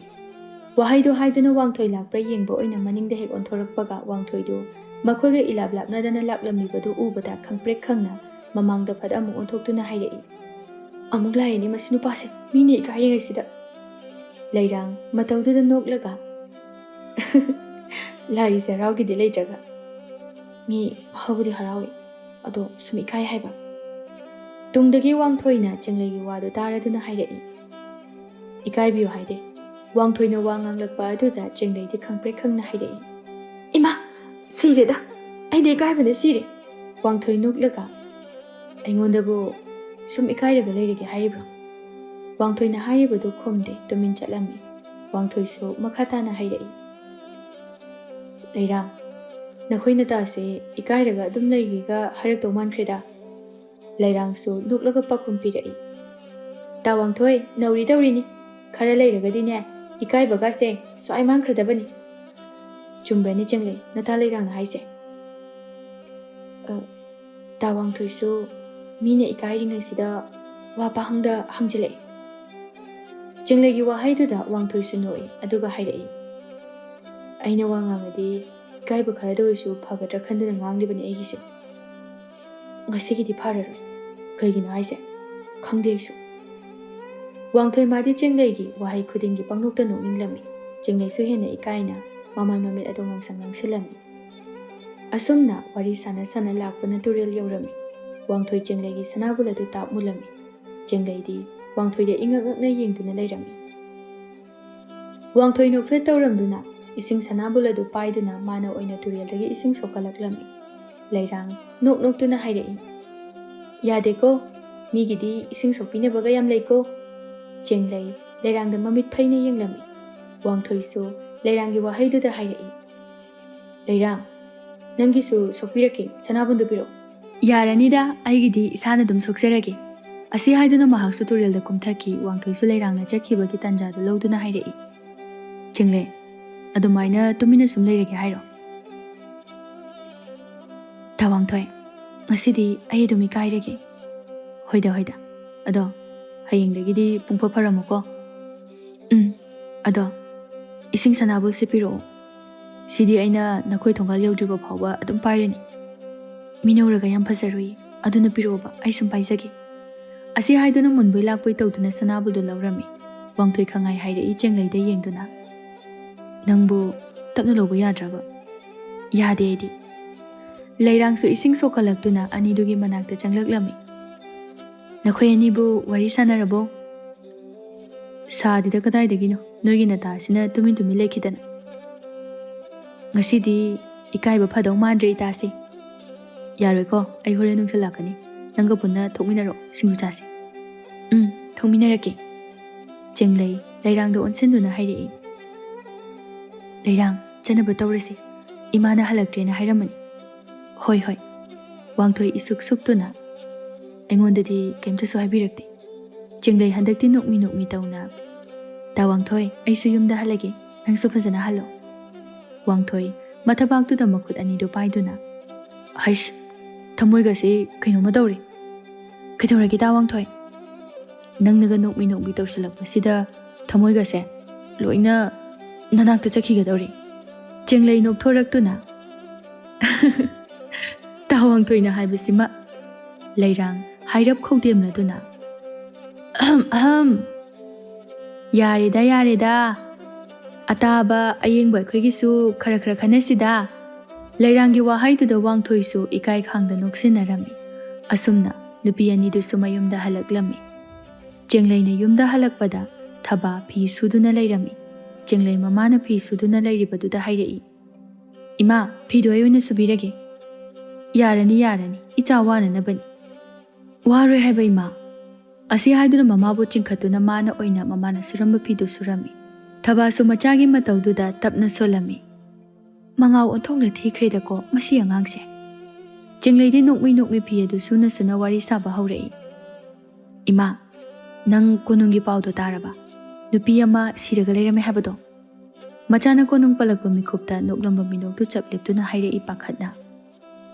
ꯏꯃꯥꯒꯤ ꯕꯦꯝꯃ ꯀꯣꯅꯨꯡꯒꯤ ꯃꯔꯝꯗ ꯋꯥꯔꯤ ꯁꯥꯟꯅꯒꯅꯨ ꯀꯣꯅꯨꯡꯗ ꯊꯕꯛ ꯇꯧꯕ ꯃꯤꯅꯒ ꯇꯥꯔꯗꯤꯅꯦ ꯑꯋꯥꯐꯝꯗ ꯁꯣꯏꯗꯅ ꯇꯥꯒꯅꯤ ꯃꯃꯥꯒꯤ ꯋꯥꯍꯩꯗꯨꯗ ꯆꯦꯡꯂꯩꯁꯨ ꯄꯥꯈꯠꯅ ꯍꯪꯂꯛꯏ ꯏꯃꯥ ꯀꯣꯅꯨꯡꯗ ꯂꯩꯕ ꯃꯤ ꯈꯨꯗꯤꯡꯃꯛ ꯌꯥꯝ ꯐꯠꯇꯕ꯭ꯔꯣ ꯐꯠꯇꯦ ꯃꯈꯣꯏꯗꯤ ꯃꯈꯣꯏꯅꯕꯨ ꯌꯥꯅꯤꯡꯗ꯭ꯔꯕ ꯃꯤꯁꯦ ꯈꯨꯗꯛꯇ ꯍꯥꯠꯄ ꯆꯩꯔꯥꯛ ꯄꯤꯕ ꯉꯝꯂꯤꯕꯅꯤ ꯆꯦꯡꯂꯩ ꯃꯁꯥꯗꯨ ꯇꯨ ꯈꯣꯡꯆꯨꯡ ꯆꯨꯡꯂꯝꯃꯤ ꯏꯃꯥ ꯀꯣꯅꯨꯡꯒꯤ ꯋꯥ ꯑꯩ ꯁꯨꯡꯄꯟ ꯄꯜꯂꯔꯣꯏ ꯑꯗꯨꯅꯤꯗꯅ ꯏꯆꯥꯁꯤꯗꯤ ꯍꯥꯏꯅ ꯍꯥꯏꯅ ꯅꯨꯡꯊꯤꯜꯒꯤ ꯃꯇꯝꯁꯨ ꯌꯧꯔꯝꯃꯤ ꯍꯥꯏꯅꯈꯤꯕꯒꯤ ꯃꯇꯨꯡ ꯏꯟꯅ ꯑꯍꯨꯝꯗꯨ ꯄꯨꯟꯅ ꯁꯤꯡꯖꯨ ꯌꯥꯎꯕ ꯄꯣꯠꯐꯝ ꯑꯗꯨꯗ ꯂꯥꯛꯂꯝꯃꯤ ꯋꯥꯡꯊꯣꯏ ꯅꯨꯄꯤ ꯑꯅꯤꯗꯨꯗ ꯑꯣꯟꯁꯤꯟꯗꯨꯅ ꯍꯥꯏꯔꯛꯏ ꯁꯤꯡꯖꯨ ꯅꯠꯇꯕ ꯀꯩꯀꯩ ꯆꯥꯁꯤꯒꯦ ꯆꯦꯡꯂꯩ ꯇꯞꯅ ꯈꯨꯝꯂꯛꯏ ꯌꯥꯅꯤꯗ ꯁꯤꯡꯖꯨꯗꯪ ꯆꯥꯔꯁꯤ ꯍꯣꯏ ꯍꯣꯏ ꯋꯥꯡꯊꯣꯏ ꯄꯣꯠꯐꯝ ꯐꯝꯕꯤ ꯅꯨꯄꯤꯗꯨꯗ ꯑꯣꯟꯁꯤꯟꯗꯨꯅ ꯍꯥꯏꯔꯛꯏ ꯏꯅꯦ ꯁꯤꯡꯖꯨ ꯈꯔ ꯄꯤꯕꯤꯔꯛꯑꯣ ꯍꯣꯏ ꯍꯣꯏ ꯏꯕꯨꯡꯉꯣ ꯄꯣꯠꯐꯝ ꯐꯝꯕꯤ ꯅꯨꯄꯤꯗꯨꯅ ꯁꯤꯡꯖꯨꯗꯨ ꯄꯨꯊꯣꯛꯇꯨꯅ ꯄꯤꯔꯝꯃꯤ ꯋꯥꯡꯊꯣꯏ ꯆꯦꯡꯂꯩꯗ ꯌꯦꯡꯗꯨꯅ ꯍꯥꯏꯔꯛꯏ ꯆꯦꯡꯂꯩ ꯁꯤꯡꯖꯨꯁꯦ ꯅꯪꯅ ꯑꯣꯏꯅ ꯇꯣꯠꯂꯛꯑꯣ ꯅꯪꯒꯤ ꯉꯧꯔꯣꯛ ꯉꯧꯕ ꯅꯈꯨꯠꯇꯨꯅ ꯁꯤꯡꯖꯨ ꯇꯣꯠꯄꯁꯦ ꯌꯥꯝ ꯍꯥꯎꯗꯧ ꯃꯥꯜꯂꯦ ꯆꯦꯡꯂꯩ ꯃꯃꯤꯠ ꯄꯩꯅ ꯋꯥꯡꯊꯣꯏꯗ ꯌꯦꯡꯗꯨꯅ ꯇꯥ ꯋꯥꯡꯊꯣꯏꯅ ꯑꯗꯨꯝ ꯇꯣꯠꯄꯤꯔꯛꯑꯣ ꯍꯥꯏꯃ ꯑꯩꯅ ꯍꯥꯏꯁꯦ ꯐꯥꯒꯤ ꯅꯠꯇꯦ ꯑꯩꯒꯤꯁꯨ ꯐꯥꯒꯤ ꯅꯠꯇꯦ ꯍꯥꯏꯕ ꯃꯈꯣꯏ ꯑꯅꯤꯒꯤ ꯃꯑꯣꯡꯗꯨꯗ ꯂꯩꯔꯥꯡꯅ ꯅꯣꯛꯂꯗꯨꯅ ꯍꯥꯏꯔꯛꯏ ꯏꯇꯥ ꯁꯤꯡꯖꯨꯁꯦ ꯇꯣꯠꯂꯣ ꯀꯩꯗꯧꯔꯒꯦ ꯅꯣꯏꯅꯤꯅ ꯑꯋꯥꯏ ꯑꯈꯨꯝ ꯇꯧꯅꯔꯤꯉꯩꯗ ꯃꯇꯝꯁꯦ ꯊꯦꯡꯖꯤꯟꯈꯤꯕꯅ ꯍꯥꯜꯂꯅꯤ ꯆꯦꯡꯂꯩ ꯃꯥꯁꯨ ꯎꯄꯥꯏ ꯂꯩꯇ ꯃꯈꯨꯠ ꯍꯥꯝꯗꯣꯛꯇꯨꯅ ꯁꯤꯡꯖꯨ ꯑꯗꯨ ꯇꯣꯠꯂꯝꯃꯤ ꯋꯥꯡꯊꯣꯏꯗꯤ ꯁꯤꯡꯖꯨ ꯇꯣꯠꯂꯤꯕ ꯆꯦꯡꯂꯩꯗ ꯅꯣꯛꯃꯤ ꯅꯣꯛꯃꯤ ꯌꯦꯡꯗꯨꯅ ꯂꯩꯔꯝꯃꯤ ꯂꯩꯔꯥꯡꯗꯤ ꯑꯅꯤꯗꯨꯒꯤ ꯃꯇꯧꯁꯤꯡ ꯑꯗꯨ ꯎꯕꯗ ꯃꯕꯨꯛꯅꯤꯡꯗ ꯑꯁꯨꯝꯅ ꯈꯜꯂꯝꯃꯤ ꯆꯥꯛꯈ꯭ꯔꯦꯗꯀꯣ ꯅꯨꯄꯥ ꯀꯣꯏꯍꯧꯗꯕ ꯑꯩꯁꯦ ꯃꯊꯪꯗ ꯍꯥꯏꯔꯛꯄ ꯅꯨꯄꯥꯗꯨ ꯁꯣꯏꯗꯅ ꯀꯣꯏꯔꯅꯤ ꯑꯗꯨꯒ ꯃꯈꯣꯏ ꯑꯅꯤꯗꯒꯤ ꯍꯦꯟꯅ ꯅꯩꯒꯦ ꯃꯕꯨꯛꯅꯤꯡꯗ ꯈꯟꯅ ꯈꯟꯅ ꯈꯤꯔꯨꯝ ꯈꯤꯔꯨꯝꯁꯨ ꯅꯣꯛꯂꯛꯂꯝꯃꯤ ꯁꯤꯡꯖꯨ ꯆꯥꯕ ꯈꯣꯠꯄ ꯂꯣꯏꯔꯕ ꯃꯇꯨꯡꯗ ꯃꯌꯨꯝꯗ ꯍꯜꯂꯛꯅꯔꯝꯃꯤ ꯋꯥꯡꯊꯣꯏꯁꯨ ꯃꯌꯨꯝ ꯍꯦꯛ ꯌꯧꯕꯒ ꯂꯇꯥꯗꯨ ꯃꯈ꯭ꯋꯥꯡꯒ ꯃꯦꯠꯇꯨꯅ ꯃꯆꯥꯕꯨ ꯍꯥꯟꯅ ꯍꯦꯛꯇ ꯂꯥꯛꯊꯔꯛꯏ ꯏꯕꯨꯡꯉꯣ ꯅꯪ ꯀꯗꯥꯏ ꯆꯠꯂꯨꯒꯦ ꯋꯥꯡꯊꯣꯏ ꯃꯀꯣꯛ ꯑꯗꯨ ꯍꯥꯏꯔꯞ ꯈꯣꯠꯇꯨꯅ ꯍꯥꯏꯔꯛꯏ ꯏꯇꯥꯎꯍꯣꯏꯗ ꯆꯠꯂꯨꯕꯅꯤ ꯅꯇꯥꯎꯍꯣꯏꯒꯤ ꯌꯨꯝꯁꯦ ꯄꯣꯠꯐꯝꯗ ꯑꯣꯏꯕ꯭ꯔꯣ ꯋꯥꯡꯊꯣꯏ ꯃꯃꯥꯒꯤ ꯋꯥꯍꯩꯗꯨꯗ ꯃꯆꯤꯟꯗ ꯃꯃꯥ ꯇꯥꯍꯟꯗꯕ ꯃꯑꯣꯡꯗ ꯁꯣꯜꯂꯝꯃꯤ ꯄꯥꯎꯁꯦ ꯑꯣꯟꯊꯣꯛꯅ ꯊꯨꯅ ꯌꯧꯈ꯭ꯔꯦꯗꯀꯣ ꯊꯕꯛ ꯂꯩꯇꯕ ꯀꯅꯥꯅꯕꯨ ꯇꯝꯃꯤꯕ ꯄꯥꯎꯅꯣ ꯂꯇꯥ ꯏꯁꯥꯎ ꯁꯥꯎꯅ ꯃꯨꯔꯨꯝ ꯃꯨꯔꯨꯝ ꯁꯣꯟꯕꯗꯨꯅ ꯀꯥꯟꯅꯔꯣꯏ ꯏꯃꯥꯅ ꯉꯥꯡꯕ ꯁꯛꯄꯁꯨ ꯈꯔ ꯈꯔ ꯂꯧꯅꯁꯤ ꯅꯆꯥ ꯑꯩꯕꯨ ꯏꯃꯥꯅ ꯍꯥꯏꯕ ꯋꯥꯗ ꯀꯔꯤ ꯏꯟꯗꯕ ꯌꯥꯎꯈ꯭ꯔꯒꯦ ꯅꯃꯥ ꯑꯩꯅ ꯍꯥꯏꯕ ꯋꯥꯁꯦ ꯏꯜꯂꯕꯗꯤ ꯃꯗꯨꯒꯤ ꯃꯊꯣꯡ ꯃꯔꯝ ꯈꯪꯗꯕꯤ ꯅꯨꯄꯤꯗꯨꯒ ꯄꯨꯟꯕ ꯌꯥꯔꯣꯏ ꯌꯥꯔꯣꯏꯍꯦ ꯏꯃꯥ ꯃꯥꯗꯤ Imagi namau nupi oiheladamni. Madu nupido imau oidau saruk. Imau phangdana tokjarage imadi. Wangthoi tasinada imung changkinaba tawrami. Ladasu machagi mawongduda sauna hairei. Hai, nang imana haiba wase indaba yaroi ko. Ima ichagi nupi thiba hauradabani. Wangthoi mamana hairibadu tasinada imung changki. Ladasu sauna machada yenghori. Asumna nongma nongmagi adumag haujinkibana thabum amamaya haujinkiba khanghaude. Jenglaidi mama thabasu tha khara asida masa ison sonjinbagum tawrakli. Jenglai masu mamage ison sonba matawduda nungaizaramde. Ayuki chak toknaraba matungni thaba insangna pi khara hekladuna kaithelda yonba chatnanaba tawrami. Jenglaidi mamabu tananaba hairami. Ima, nangna sado yam sonjiliba. Aduna insangna pido ainoini yolugi. Bema, ima kaisu tawde. Ichana wakal pangkhana khanjinbagini. Imadi nacha ai wakini haiduna hajilibado. Ai khangiba. Aduna ai oina chatkeba. Imagi bema. Nangse ngangnaba onthokna wakreda. Mina jake hairaga ngangnaba waidi kainuba kai janarigeba. Yarese ngangdana lerenu. Ima chatnaba tawragi. Thingjinkradi insangna pisi amta sitlaroi. Asi haiduna thaba thongalumda thokirami jenglaisu mamana thokibadu nungaitana yenghori. Somda konungdani konung manungda irang langri. Thabak subi mayam so amaga onsinaduna wari sanarami. Laisabi macha amana hairei. Thangnaba leibaki Rajkumar lakani haibado. Masak matawsu yam phajai haine. Chumbra lanbadi khangdi. Amana muk hairei. Aiso dumaina tai. Madugi Rajkumar da phajabada maming chatlena. Aduni Phibam murti sawong sada pumnamak awatpa amta laite hai. Kuchu phange ngorok nguba male hainei. Ho chummi aisu tayi adumna hainabado. Mahakna lakdoise. Matam khara leiduna mafam asida koiba lakpani hai. Haibani. Mahaki mapa ningthauga aikhoi ningthauga yamna luna tinaba male. Tinai haibani. Aduna Rajkumar ga aikhoigi Rajkumari gane soiduna luhongkigadaba male. Male. Aidi Rajkumar ki khanbada othokna punungai bide. Kaigino haise. Aikhoi sigi Rajkumari se masak phangi kaya yaude. Mapukna marol ama phatchi othokna pamukri. Ngasaidagi laisabi anidugi wari taramba ahal oirebi nupiduna laisabi aniduda chaiduna hairei. Nakhoi anibu nachin singdo amta lepuni he. Rajkumari gi manai singna taraga nakhoi anibu hingphum phumba soidrabani he. Laisabi anidu masadu swai lawi aduga kinaraktuna akoibaduda yenglami. Ahal oirabi nupidusu anidugi matawduda hairei. Kina kigaliba miwa ngangbana kaliba. Ahal nupidugi wahaiduda laisabi macha anidusu tumin mamai singa dunontaduna lairami. Konunggi chawraba ka manung aduda ahenbi mingsel mamangduda phamduna nokmi tawna masagi saktam adubu yengjarami. Mahaki tungda lebliba senuda hairei. Senu, aise phajadra? Phajaye Rajkumari. Aigi phajabasida Rajkumarna aibu ubada soidana ngawgani ko. Ngawni Rajkumari. Rajkumari di leibak asida mayamna phajai haiduna sak sonaribani. Senu machinda asumna haijarabasu wakaldadi asumna khanba natte. Ibema, nasaktuga nasana phajai kainasu khanjari male. Noktum nokjaningdra. Senu na khaliba wakaladu Rajkumari ahenbidi uba nattabanina. Mahaki saithabadu loiba naide. Aibu phangjaba haibase Rajkumar magidi mai oizaduini natrani senu. Mani Rajkumari. Aidi Rajkumar mabu lakpa ngaibada warida ko. Rajkumari gi pukningdo phathabiko Rajkumar ma soidana yaura adabani. Hoida senu Rajkumar mabu ngaibadi awaba chokthabaga leite. Wahaido haiduna nokmi sutawba lepte. Senu su Rajkumari gi matawaduda makha tarei. Rajkumar do masak mataw changkhole hainei mayamna. Senu aisu pau tari. Mahaki masak mahaki mataw.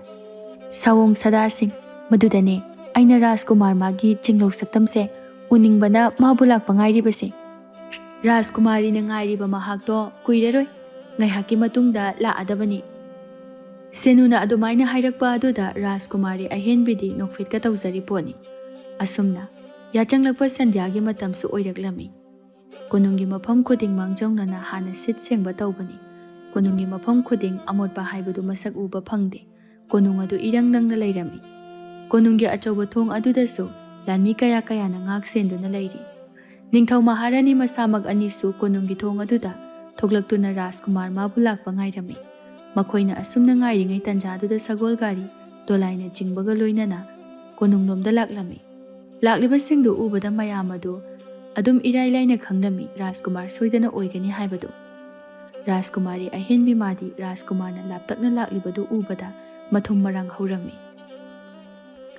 ꯁꯒꯣꯜ ꯒꯥꯔꯤ ꯗꯣꯂꯥꯏꯅ ꯆꯤꯡꯕꯁꯤꯡ ꯑꯗꯨꯁꯨ ꯀꯣꯅꯨꯡꯒꯤ ꯃꯅꯥꯛ ꯅꯛꯅ ꯆꯞ ꯆꯥꯅ ꯈꯝꯂꯝꯃꯤ꯫ ꯂꯥꯛꯂꯤꯕ ꯂꯥꯟꯃꯤꯁꯤꯡ ꯑꯗꯨꯁꯨ ꯁꯠ-ꯁꯠ ꯀꯨꯝꯊꯔꯛꯇꯨꯅ ꯗꯣꯂꯥꯏꯒꯤ ꯊꯣꯡ ꯑꯗꯨ ꯍꯥꯡꯗꯣꯔꯛꯂꯝꯃꯤ꯫ ꯊꯣꯡꯗꯨ ꯍꯦꯛ ꯍꯥꯡꯇꯣꯛꯄꯒ ꯔꯥꯖꯀꯨꯃꯥꯔ ꯄꯥꯈꯪꯆꯥ ꯌꯥꯝꯅ ꯂꯦꯝꯅ ꯗꯣꯂꯥꯏ ꯑꯗꯨꯗꯒꯤ ꯀꯨꯝꯊꯔꯛꯏ꯫ ꯃꯍꯥꯛ ꯎꯕꯗ ꯂꯩꯔꯝꯕꯁꯤꯡ ꯑꯗꯨ ꯃꯌꯥ ꯀꯥꯅ ꯌꯦꯡꯅꯔꯝꯃꯤ꯫ ꯃꯆꯤꯟꯗꯁꯨ ꯉꯨꯔꯨꯡ ꯉꯨꯔꯨꯡ ꯉꯥꯡꯅꯔꯝꯃꯤ꯫ ꯍꯩꯃꯥ, ꯁꯤꯗꯤ ꯑꯣꯟꯊꯣꯛꯅ ꯐꯖꯩꯗ, ꯃꯌꯥꯝꯅ ꯍꯥꯏꯅꯕꯁꯤꯡꯗꯨ ꯆꯨꯝꯈ꯭ꯔꯦꯗꯀꯣ꯫ ꯔꯥꯖꯀꯨꯃꯥꯔ ꯄꯥꯈꯪꯆꯥ ꯃꯌꯥꯝ ꯑꯗꯨꯗ ꯌꯦꯡꯗꯨꯅ ꯅꯣꯛꯐꯦꯠ ꯑꯃꯨꯛ ꯇꯧꯔꯝꯃꯤ꯫ ꯃꯍꯥꯛꯀꯤ ꯅꯣꯛꯐꯦꯠ ꯇꯧꯕ ꯃꯤꯅꯣꯛꯇ ꯃꯐꯝꯁꯤꯗ ꯂꯩꯔꯝꯕ ꯂꯩꯁꯥꯁꯤꯡ ꯑꯗꯨ ꯉꯥꯎꯗꯕ ꯂꯩꯇꯦ꯫ ꯃꯗꯨꯒꯤ ꯃꯔꯛꯇ ꯔꯥꯖꯀꯨꯃꯥꯔꯤ ꯑꯍꯦꯟꯕꯤꯁꯨ ꯑꯃꯅꯤ꯫ ꯔꯥꯖꯀꯨꯃꯥꯔꯤ ꯑꯍꯦꯟꯕꯤ ꯌꯥꯝꯅ ꯃꯨꯟꯅ ꯔꯥꯖꯀꯨꯃꯥꯔ ꯄꯥꯈꯪꯆꯥꯗ ꯌꯦꯡꯗꯨꯅ ꯂꯩꯔꯤ꯫ ꯔꯥꯖꯀꯨꯃꯥꯔ ꯄꯥꯈꯪꯆꯥꯒꯤ ꯁꯑꯣꯡ ꯁꯥꯗꯥ, ꯐꯤꯕꯝ ꯃꯨꯔꯇꯤ, ꯀꯨꯆꯨ ꯀꯨꯃꯦꯟ ꯑꯃꯗꯤ ꯔꯥꯖꯀꯨꯃꯥꯔꯅ ꯅꯣꯛꯐꯦꯠꯇꯃꯛ ꯇꯧꯕꯗ ꯀꯨꯠꯇꯛ ꯇꯧꯕ ꯈꯖꯥꯏ ꯌꯦꯡꯕꯗ ꯃꯗꯨꯅ ꯍꯦꯟꯅ ꯐꯖꯔꯤ, ꯃꯊꯛꯇ ꯍꯦꯟꯅ ꯐꯖꯕꯒꯤ ꯃꯒꯨꯜ ꯍꯥꯞꯂꯤ꯫ ꯔꯥꯖꯀꯨꯃꯥꯔ ꯄꯥꯈꯪꯆꯥ ꯅꯤꯡꯊꯧ ꯂꯥꯛꯄ ꯑꯃꯗꯤ ꯃꯍꯥꯔꯥꯅꯤ ꯁꯤꯟꯊꯥꯗ ꯈꯨꯔꯨꯝꯂꯝꯃꯤ꯫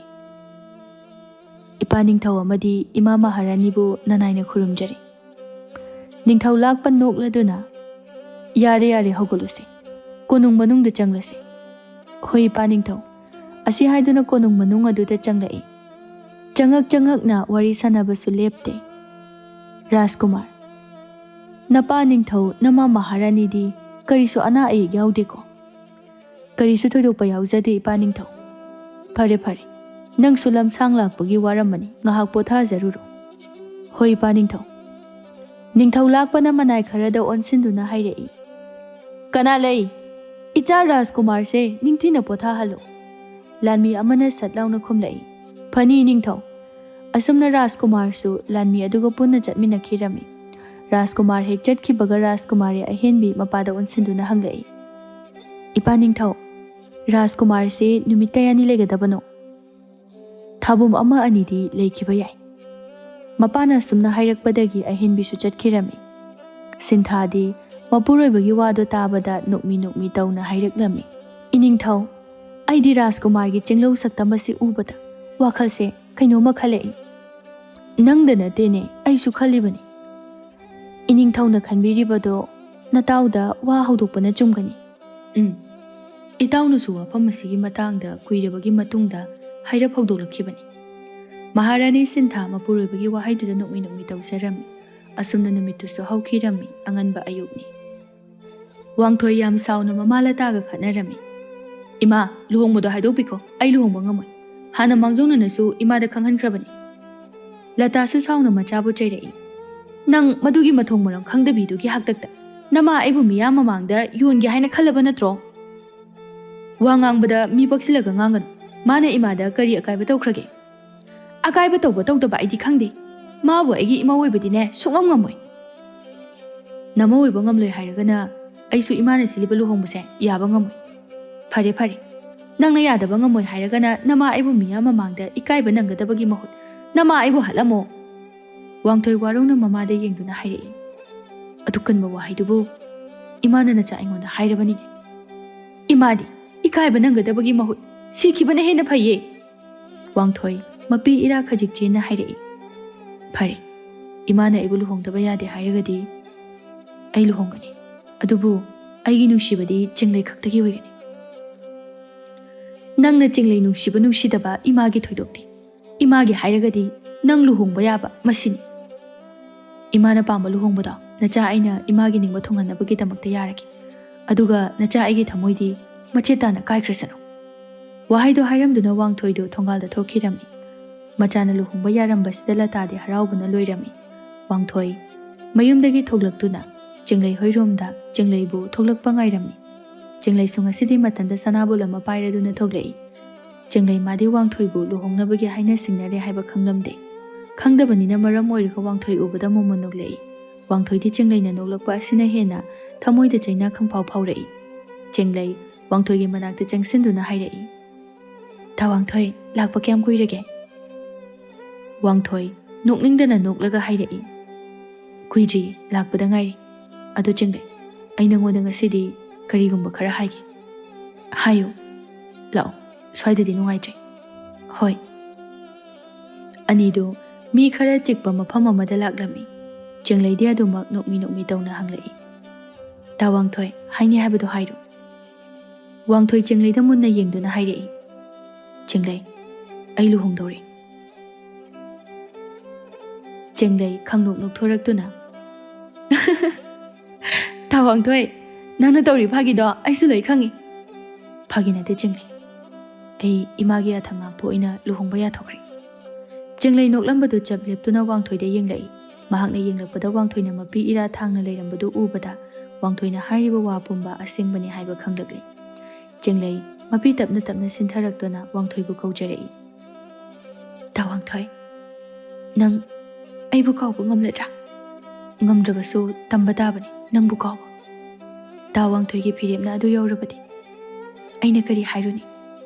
ꯋꯥꯡꯊꯣꯏꯁꯨ ꯏꯃꯥꯒꯤ ꯑꯊꯪ ꯉꯥꯛꯇꯨꯅ ꯅꯨꯡꯉꯥꯏꯅ ꯍꯔꯥꯎ ꯇꯌꯥꯝꯅ ꯄꯥꯟꯕ ꯑꯣꯏꯌꯨ꯫ ꯑꯗꯨꯒ ꯅꯪꯒꯤ ꯄꯨꯟꯁꯤꯗ ꯆꯤꯡꯂꯩ ꯀꯧꯕꯤ ꯑꯃ ꯈꯪꯅꯔꯝꯃꯦ ꯍꯥꯏꯕꯗꯨꯁꯨ ꯅꯤꯡꯁꯤꯡꯗꯕ ꯑꯣꯏꯌꯨꯀꯣ꯫ ꯋꯥꯍꯩꯗꯨ ꯍꯥꯏꯅ ꯍꯥꯏꯅ ꯄꯤꯔꯥꯡꯂꯛꯇ ꯋꯥꯡꯊꯣꯏꯕꯨ ꯌꯦꯡꯂꯒ ꯅꯣꯛꯂꯝꯗꯨꯅ ꯆꯠꯈꯤꯔꯝꯃꯤ꯫ ꯋꯥꯡꯊꯣꯏ ꯃꯥꯁꯨ ꯈꯪꯂꯦ ꯃꯥꯒꯤ ꯃꯐꯝꯗ ꯆꯤꯡꯂꯩꯅ ꯅꯣꯛꯂꯝꯕ ꯃꯤꯅꯣꯛ ꯑꯁꯤꯅ ꯑꯔꯣꯏꯕꯅꯤ ꯍꯥꯏꯕ꯫ ꯃꯗꯨ ꯈꯜꯂꯨꯕꯗ ꯅꯨꯄꯥ ꯑꯣꯏꯕ ꯃꯥꯒꯤ ꯊꯃꯣꯏꯗꯨ ꯃꯆꯦꯠ ꯇꯥꯅ ꯀꯥꯏꯔꯕꯒꯨꯝ ꯃꯄꯤ ꯂꯦꯞꯄ ꯂꯩꯇꯅ ꯆꯦꯟꯊꯔꯛꯇꯨꯅ ꯃꯉꯣꯟꯗꯒꯤ ꯊꯩꯗꯣꯛꯇꯨꯅ ꯆꯠꯈ꯭ꯔꯕꯤ ꯆꯤꯡꯂꯩꯒꯤ ꯃꯥꯏꯀꯩ ꯇꯝꯅ ꯌꯦꯡꯂꯝꯃꯤ꯫ ꯆꯤꯡꯂꯩ ꯋꯥꯈꯜꯅ ꯃꯪꯗꯨꯅ ꯃꯌꯨꯝꯗ ꯍꯟꯖꯤꯜꯂꯛꯄꯗ ꯃꯃꯥ ꯏꯕꯦꯝꯃ ꯊꯕꯥꯅ ꯃꯥꯡꯒꯣꯜ ꯗꯥꯔꯤꯗꯨꯗ ꯇꯥꯗꯨꯅ ꯂꯩꯔꯤꯕꯗꯨ ꯎꯕꯗ ꯄꯥꯈꯠꯅ ꯆꯦꯟꯁꯤꯜꯂꯛꯏ꯫ ꯃꯃꯥꯕꯨ ꯀꯧꯗꯨꯅ, ꯏꯃꯥ, ꯅꯪ ꯀꯩꯗꯧꯔꯒꯦ? ꯁꯤ ꯍꯧꯒꯠꯂꯣ꯫ ꯃꯆꯤꯟꯗ ꯀꯧꯅ ꯀꯧꯅ ꯃꯄꯤꯁꯨ ꯇꯨꯞ ꯇꯨꯞ ꯇꯥꯔꯤ꯫ ꯆꯤꯡꯂꯩ ꯐꯝꯂꯝꯕꯗꯒꯤ ꯍꯧꯒꯠꯇꯨꯅ ꯏꯃꯨꯡꯗ ꯆꯦꯟꯁꯤꯟꯈꯤꯗꯨꯅ ꯏꯁꯤꯡ ꯈꯔ puthorꯛꯇꯨꯅ ꯃꯃꯥꯒꯤ ꯃꯀꯣꯛꯇ ꯊꯥꯕꯤꯔꯝꯃꯤ꯫ ꯏꯃꯥ, ꯏꯃꯥ, ꯁꯤ ꯋꯥꯈꯜ ꯇꯥꯔꯨꯕꯁꯦ꯫ ꯇꯞꯅ ꯇꯞꯅ ꯏꯁꯤꯡ ꯑꯗꯨ ꯊꯥꯕꯗꯒꯤ ꯊꯕꯥꯁꯨ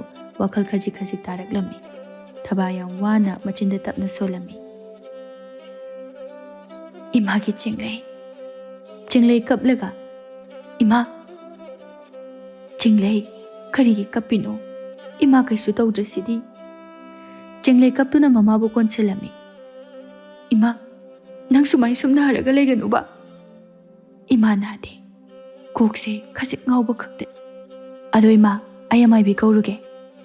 ꯀꯧꯗ꯭ꯔꯕꯁꯨ ꯌꯥꯔꯦꯗ, ꯏꯃꯥ ꯀꯩꯁꯨ ꯇꯧꯗ꯭ꯔꯁꯤꯗꯤ꯫ ꯆꯤꯡꯂꯩ ꯃꯃꯥꯕꯨ ꯍꯧꯒꯠꯄꯤꯗꯨꯅ ꯏꯃꯨꯡꯗ ꯄꯨꯁꯤꯜꯂꯛꯇꯨꯅ ꯃꯃꯥꯕు ꯄꯣꯊꯥꯍꯜꯂꯝꯃꯤ꯫ ꯆꯤꯡꯂꯩ ꯉꯁꯤꯗꯤ ꯋꯥꯈꯜ ꯑꯗꯨꯛꯀꯤ ꯃꯇꯤꯛ ꯅꯨꯡꯉꯥꯏꯇꯕ ꯍꯥꯏꯕꯗꯨ ꯑꯣꯏꯔꯝꯃꯤ꯫ ꯑꯁꯨꯝꯅꯁꯨꯝ ꯍꯧꯈꯤꯕꯅ ꯅꯨꯃꯤꯠ ꯅꯤꯅꯤ ꯍꯨꯝꯅꯤ ꯃꯌꯥ ꯍꯧꯖꯤꯟꯈꯤ꯫ ꯆꯤꯡꯂꯩ ꯃꯃꯥꯅ ꯍꯧꯒꯠ ꯀꯥꯡꯈꯠ ꯆꯠꯄ ꯉꯝꯗꯕꯅ ꯃꯔꯝ ꯑꯣꯏꯔꯒ ꯃꯍꯥꯛꯅ ꯃꯃꯥꯒꯤ ꯃꯍꯨꯠ ꯁꯤꯟ ꯀꯩꯊꯦꯜꯗ ꯏꯟꯁꯥꯡ ꯅꯥꯄꯤ ꯌꯣꯟꯕ ꯆꯠꯂꯝꯃꯤ꯫ ꯆꯤꯡꯂꯩꯅ ꯀꯩꯊꯦꯜꯗ ꯐꯝꯂꯤꯕꯅꯤ ꯍꯥꯏꯗꯨꯅ ꯇꯧꯔꯤꯕꯗꯨ ꯃꯁꯥꯗꯨ ꯏꯅꯨꯡ ꯅꯨꯡꯉꯥꯏꯐꯝ ꯈꯪꯂꯝꯗꯦ꯫ ꯆꯤꯡꯂꯩꯒꯤ ꯃꯁꯛ ꯃꯇꯧꯗ ꯄꯥꯈꯪ ꯃꯆꯥ ꯀꯌꯥꯅ ꯆꯤꯡꯂꯩꯗꯒꯤ ꯏꯟꯁꯥꯡ ꯅꯥꯄꯤꯁꯤꯡ ꯑꯗꯨ ꯂꯩꯔꯝꯃꯤ꯫ ꯈꯔ ꯑꯃꯅ ꯆꯤꯡꯂꯩꯗ ꯋꯥꯔꯤ ꯁꯥꯖꯤꯟꯕ ꯍꯧꯔꯝꯃꯤ꯫ ꯆꯤꯡꯂꯩꯁꯨ ꯄꯣꯠ ꯌꯣꯟꯐꯝ ꯊꯣꯛꯄ ꯌꯣꯟꯗꯨꯅ ꯂꯩꯔꯝꯃꯤ꯫ ꯉꯥꯏꯍꯥꯛꯀꯤ ꯃꯇꯨꯡꯗ ꯀꯩꯊꯦꯜ ꯑꯗꯨ ꯄꯨꯡꯂꯥꯡ ꯂꯥꯡꯅꯔꯝꯃꯤ꯫ ꯃꯈꯣꯏ ꯃꯁꯦꯟ ꯆꯤꯕꯣꯟ ꯆꯤꯕꯣꯟꯁꯨ ꯍꯥꯏꯅꯔꯤ꯫ ꯔꯥꯖꯀꯨꯃꯥꯔ ꯑꯁꯤꯗ ꯂꯩꯔꯤ, ꯈꯔ ꯈꯔ ꯍꯟꯗꯣꯛꯁꯤ꯫ ꯃꯌꯥꯝꯗꯣ ꯔꯥꯖꯀꯨꯃꯥꯔꯒꯤ ꯆꯠꯐꯝ ꯂꯝꯕꯤ ꯄꯤꯔꯝꯃꯤ꯫ ꯆꯤꯡꯂꯩꯗꯤ ꯋꯥꯈꯜꯅ ꯅꯨꯡꯉꯥꯏꯇꯕꯒ ꯃꯌꯥꯝꯅ ꯉꯥꯡꯅꯔꯤꯕꯁꯤꯡꯗꯨ ꯊꯣꯏꯅ ꯍꯦꯟꯅ ꯇꯥꯁꯤꯜꯂꯨꯕ ꯇꯧꯔꯝꯗꯦ꯫ ꯔꯥꯖꯀꯨꯃꯥꯔ ꯄꯥꯈꯪꯆꯥ ꯄꯣꯠꯐꯝ ꯈꯨꯗꯤꯡꯗ ꯆꯪꯗꯨꯅ ꯀꯔꯤ ꯀꯔꯤ ꯌꯥꯎꯔꯤꯒꯦ ꯌꯦꯡꯂꯝꯃꯤ꯫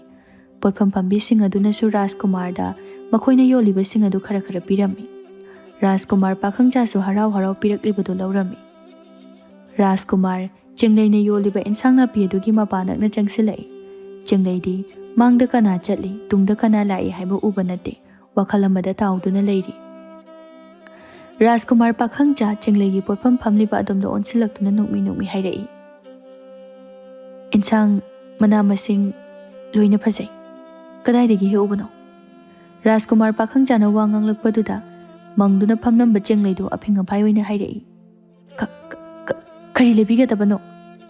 ꯃꯍꯥꯛꯀꯤ ꯋꯥꯍꯩꯗꯨ ꯇꯥꯕꯗ ꯃꯥꯒꯤ ꯅꯥꯀꯟꯗ ꯐꯝꯂꯤꯕ ꯃꯧ ꯅꯍꯥ ꯑꯗꯨꯅ ꯍꯥꯏꯔꯛꯏ, ꯆꯤꯡꯂꯩ, ꯅꯪꯕꯨ ꯉꯥꯎꯔꯕ꯭ꯔꯣ?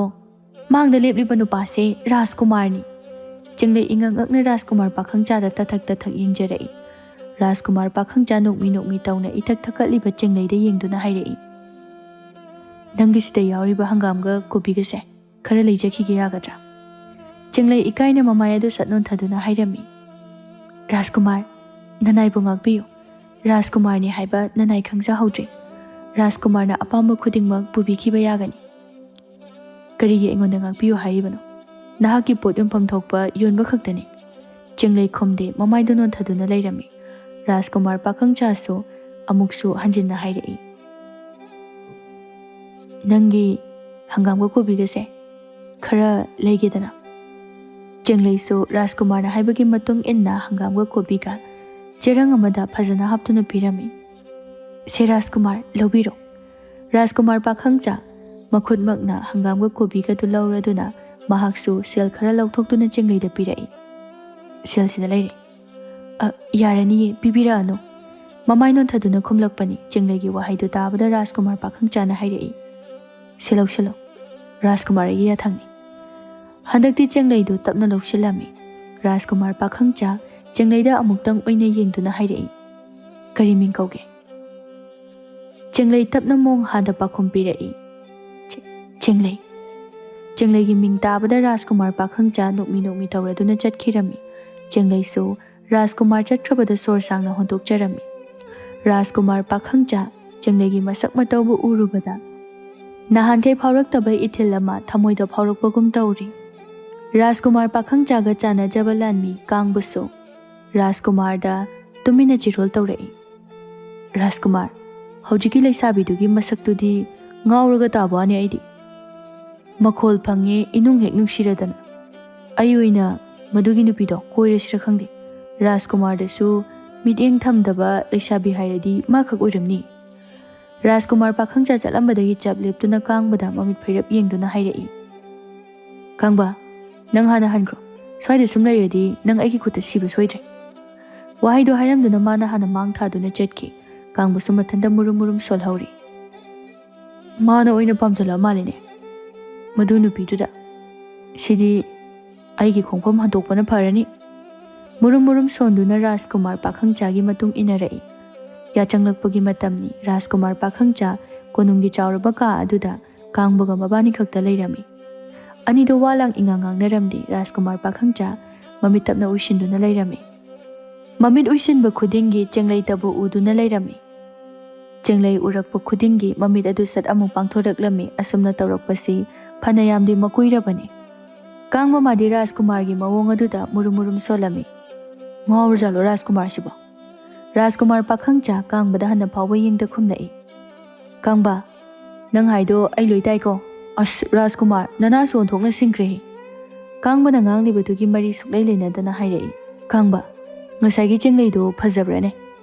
Kangba ingangangna duma khumnai. Phajaibu Rajkumar. Ai phawbada ngawraga tai. Magumna phajaba khoi lebaktagi horaga atopa lebakta phawba he urakti. Rajkumar pakhangcha mumon tauna. Khangdi Kangba. Aise maadu muduna lei. Rajkumar gi amado malaida. Kaino amadodi. Amado haibadi nungsiba haibado. Madu oiramadi kamai tawne. Madu oiramagana Rajkumar gi nupi. Rajkumar hi ohelaga loiredana. Hoida ohenba haibaduni.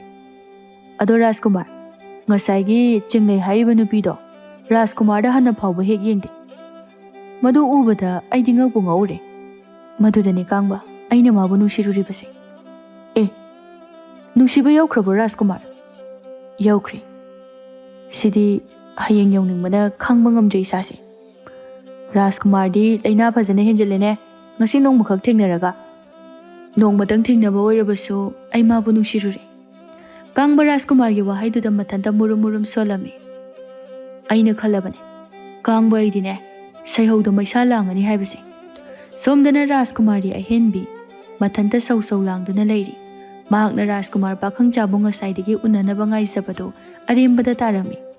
Rajkumari ahenbi magi asawba pumba manai nupi aduda tainarami. Mathanta su sauna ngangjari. Rajkumari ahenbi aibu mana thawaidaba khangnidana nang. Rajkumari ahenbi aina kari tawba ngamge haibado yengu. Asumna leiringai tanja aduda phiruk khumbi nupi amana taha changlai. Rajkumari ahenbi changlakliba nupi adu ubada irai khanglami. Misak adu laibi wegani haiba. Rajkumari ahenbi pakhatna. Nang sida kaidoba lakpano. Nangna lakpada mi kana uhawi. Laibi hatu chawraba thongdu lonsinduna hairai. Kanasu uhaude. Nangna matang chadana laisi kaigino. Aina nangonda sinagadaba wafam ama leiri. Kari wafam no haibado hairamaga nangyam tuna chakro. Laibi Rajkumari ahenbida wafam kara hairamduna hatu amuk chatki. Rajkumari ahenbisu wakaladu ningjing mangjing tawduna leirami asumna numitusu hawkirami mathangi numini. Jinglei ngarangumna insang napi sing adu yonba chatlami. Rajkumar pakhang chasu kangbaga mabani khakta jinglei bu thorakpa ngairami. Kangba matha sana. Rajkumar, jinglei do karam kanda tholakani haibasu khangde. Aikhoini sida ma tholakpa ngairaga leiri. Ngaibabu kaya waba bono. Horen phau sida ngairaga leirasi. As Horen phau ngaibagi wakal khaladi oiraroi. Madugi mahutta magi insang napi sing ado mi thaduna loina lehelujo. Adu oiba taragadi thora ani. Ngaibagi awaba amata leiroi. Hoine, chummine kangbanang haido. Chumbani Rajkumar. Asumna kangbana tawduna jinglegi insang napi sing ado loina layo haiduna minektuna selpirami. Haibaga tawbaga jinglegi insang napi sing ado loina leirami. Jinglei ngasidi maithong maka lamna kaithelagi thoglaktuna mayum hanbagi maikaida tapna laklami. Ngasaidagi jinglei bu thoglakpa ngairamba nupa ani dusu jinglegi matung inarakli. Jinglei na sumlakpada matang chana wangthoiga thengnarami. Wangthoi jinglei ubada kaurei. Jinglei, nangbu insang napi yonba chatlabo. Jinglei ikaina khomlai. Chale. Ado, ai luhongbagi matam lepe. Nangshu aigi luhongbada ngana laoko. Wangthoigi wahaiduda jinglei su wangthoida warauna yenglai. Wangthoi su makha tarai. Jinglei, nang yang warabra. Kuchu kumin su imak maksile. Wade ai. Nupidugi matung ina jarakpa Rajkumar pakhangcha jingleiga nupa amaga wari sanabadu ubada khoirang khoi saunarami. Kanano ba asidagi nupa sina mu phajalaisina. Aduni nupa sisu masak mataw adum phajai. Rajkumar pakhangcha mamit phaina kangbada yenglami. Kangbusu Rajkumar gi mityeng aduda tumin lairami. Rajkumar pakhangcha amuk urei. Nupa aduna hek jatkibaga jingleina makhada ningang phamthaduna mamai khumduna kaplibadu.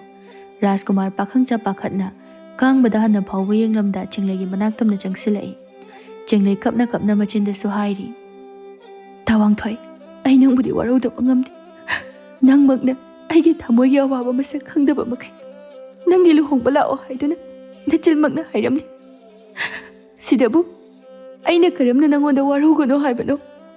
Tawangthoi, nang yam phatte. Aibusu nangna hanjin kaphalle. Asumna kaplingai tanja sida Rajkumar pakhangcha jinglegi nakanda ningang phamthaduna haire imasu. Lamlanba mahakkidamakta sinthariba pirangdo pamui. Nangi pirang marik amana kanagumba amagi thamoidadi chaina masing khangdana phawali haibasimadi nahakna khangbiyo. Nupa amana asumna hairakpa aduda kaplamba jingleisu nupa aduda pina chotlaba mit ani aduna tathak yengjarai machindasu khanghaudana kauthoki. Rajkumar. Ngasai kay kaplubagi makhol maya isisina Rajkumar haina kaurakpa mikupta Rajkumar pakhangchagi thamoida khanghaudana jinglei bo hanagi mathakta hena nungsiba phaurakli. Rajkumar pakhangcha tapna momon noktuna khomlai. Kai haige. Jinglei ikaina tarakliba mapising adu daithoklami aduga phamlambadagi tapna haugatuna hairei. Rajkumar nanai chacharukhige.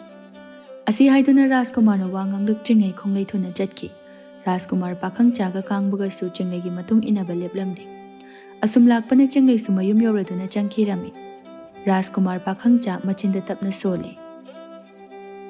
Asuk lapasibu matanda khongna chale. Wabaga khangdini masini pise. Sona amuktang oina jinglegi thongalda yenglamlaga makhoi ani su konungda halaklami. Asumna nongmagi sumhaujin khibana hapta anirom hauki. Rajkumar pakhangsa chu jingleina chatpa maike khuding inaba leplamdi. Jinglei mana ising sokluraga halakpagi lambida Rajkumar ga kangbaga punna mana lakpa lambiduda ngaiduna leirami. Rajkumar pakhangcha jinglegi manaktamna changsinduna hairakli.